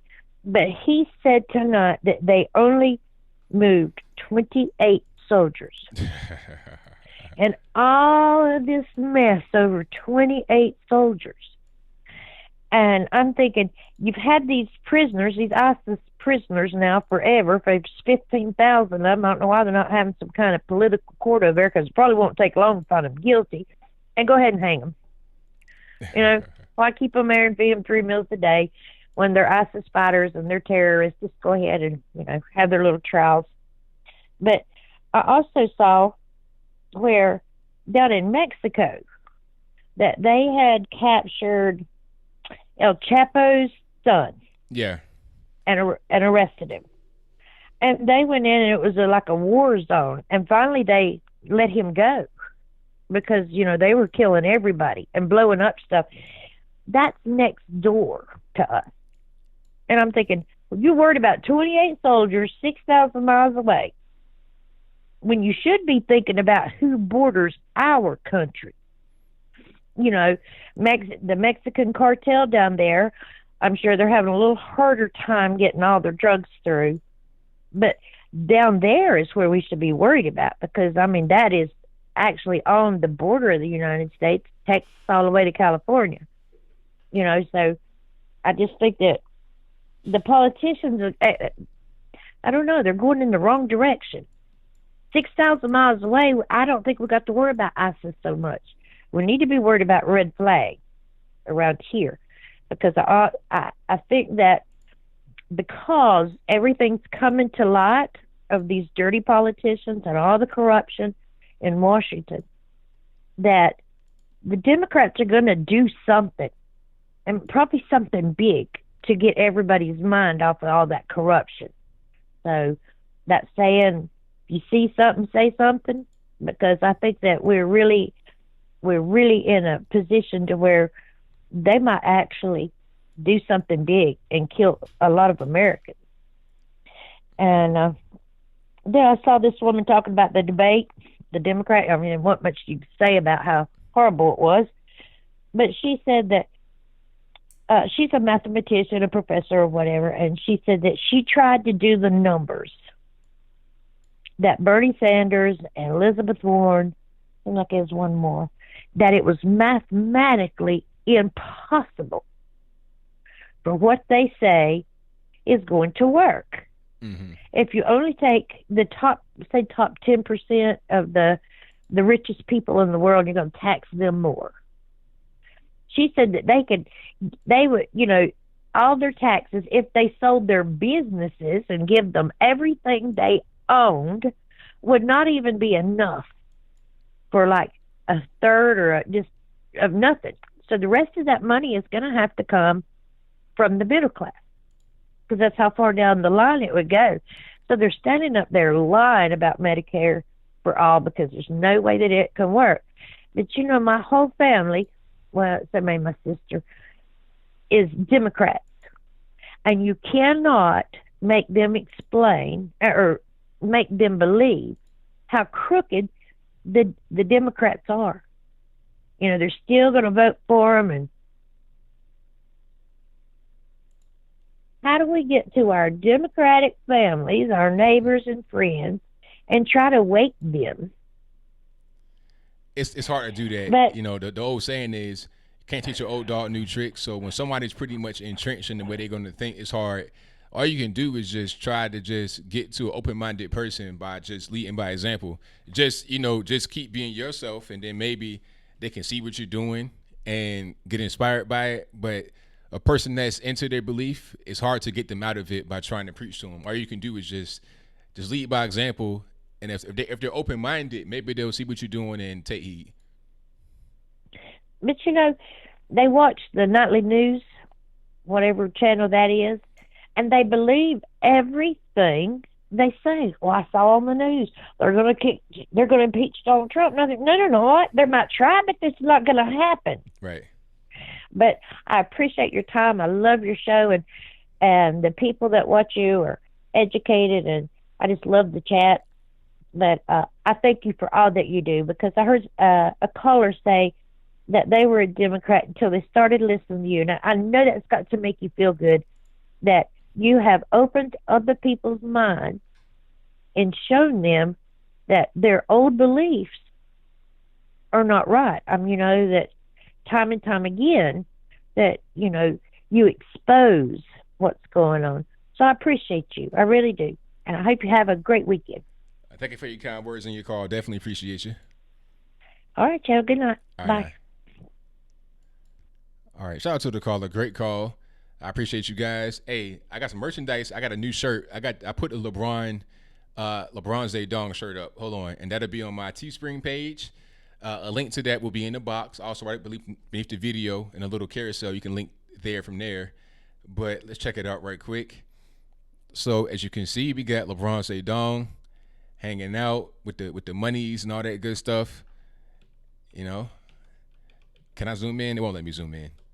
But yeah, that's a LeBron's Day Dong right there. So we got that rocking and rolling right on the store. You can get it in a unisex t-shirt. They're pretty good shirts too. You can also get it in the women's t-shirt, and you can get it in. I don't have it in red on that one. I don't know why it's not in red on that one. Probably not available in red. But this is like a long sleeve t-shirt. Got winter coming up, so get the long sleeve tee. I might do a hoodie and stuff like that too, but right now I got the long sleeve tee. It's available in red, black, and white. But yeah, I think the red one, that'll be my main one. And I got some events coming up. I have Politicon, that'll be October 26th to 27th in Nashville. I'll be there. And then I'll be at the Blexit rally and ATL Atlanta. So if you're in Atlanta, you want to come to the Blexit rally. That's a black exit from the Democratic Party put on by Candace Owens. I will be there November the 10th. That is a Sunday evening or afternoon, right around then. I'll definitely be there. That'll be in Buckhead, Atlanta. So Nashville, right downtown Nashville for Politicon, and then that'll be at the end of October, and Blexit, that'll be in Atlanta, November the 10th, in Buckhead, like the afternoon on a Sunday. So if you want the shirt, I'll put a link to that right in the chat. And I think that'll pretty much be all I got. So, matter of fact, hold on. Hey, the shirts could be made in China. I don't even know. That'd be hilarious, though. But they're screen printed here in the States. But the actual fabric could be made in China. All right. So, I got to go ahead and roll on out. Thank you all for joining. I definitely appreciate you. Shout out to all the new members. I appreciate you all for joining. And thank you to the super chatters. Shout out to Bones, who says, can members call twice? No. But I'll do some perks for real. If you guys have some ideas for perks, email me. Just let me know, and then I'll try to implement them the best I can. Thank you to Bones for being a member, of course. And shout out to my man Sushi, who says Obama endorses Justin Trudeau, then goes on TV cheesing it up like they are in a bromance. Ignores his own vice president running for president. That's cold. Hey, it's a cold game. It's a cold world, you know. Barack Obama's like, hey man, you got to win the primary. If not, I can't do nothing for you. You know, get it on your own. Don't rely on me. I got my man over here, Trudeau. But I think he's signaling to the world that he's still going to be involved in politics. You know, Barack Obama is not in the presidency, but he's still in the swamp. He's still in D.C., wheeling and dealing. But you know, the funny part about Barack Obama is that he was not known as a wheeler or a dealer in the White House. I saw that Project Veritas CNN footage where it was a guy who'd been there since '95. He looked so depressed about the job, but he was like, "Hey, Barack Obama was not really involved. He appeared to not even be a Trump supporter, but he was giving Trump so much praise for obvious things. He appeared to be kind of just a matter-of-fact kind of guy. Like, I don't even really like Trump, but he's out there just doing what he's supposed to be doing. He is following through on what his promises were. He's on the phone every day. He has a plan. He's following through.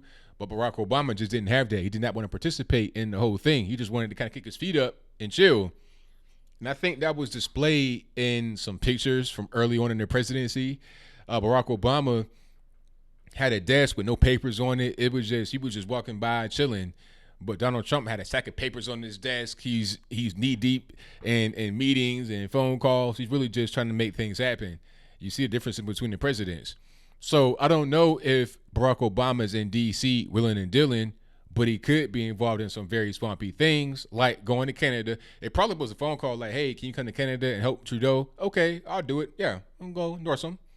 And he does that. But Joe Biden, nah, I can't do that because they told me I can't until the primary. Hey, that's pretty much how it works. But shout out to everybody in the chat. You guys have done great. Thank you to all the mods. We got Killer Sushi 99. We have Michelle A. We got T-Pain somewhere hiding. We have Bill from the Hills. We have Liza Jean. We have Ansel. We have the whole squad. Michelle A. Everybody. Thank y'all for what you do. Definitely appreciate you. I'll be back Wednesday with a live stream.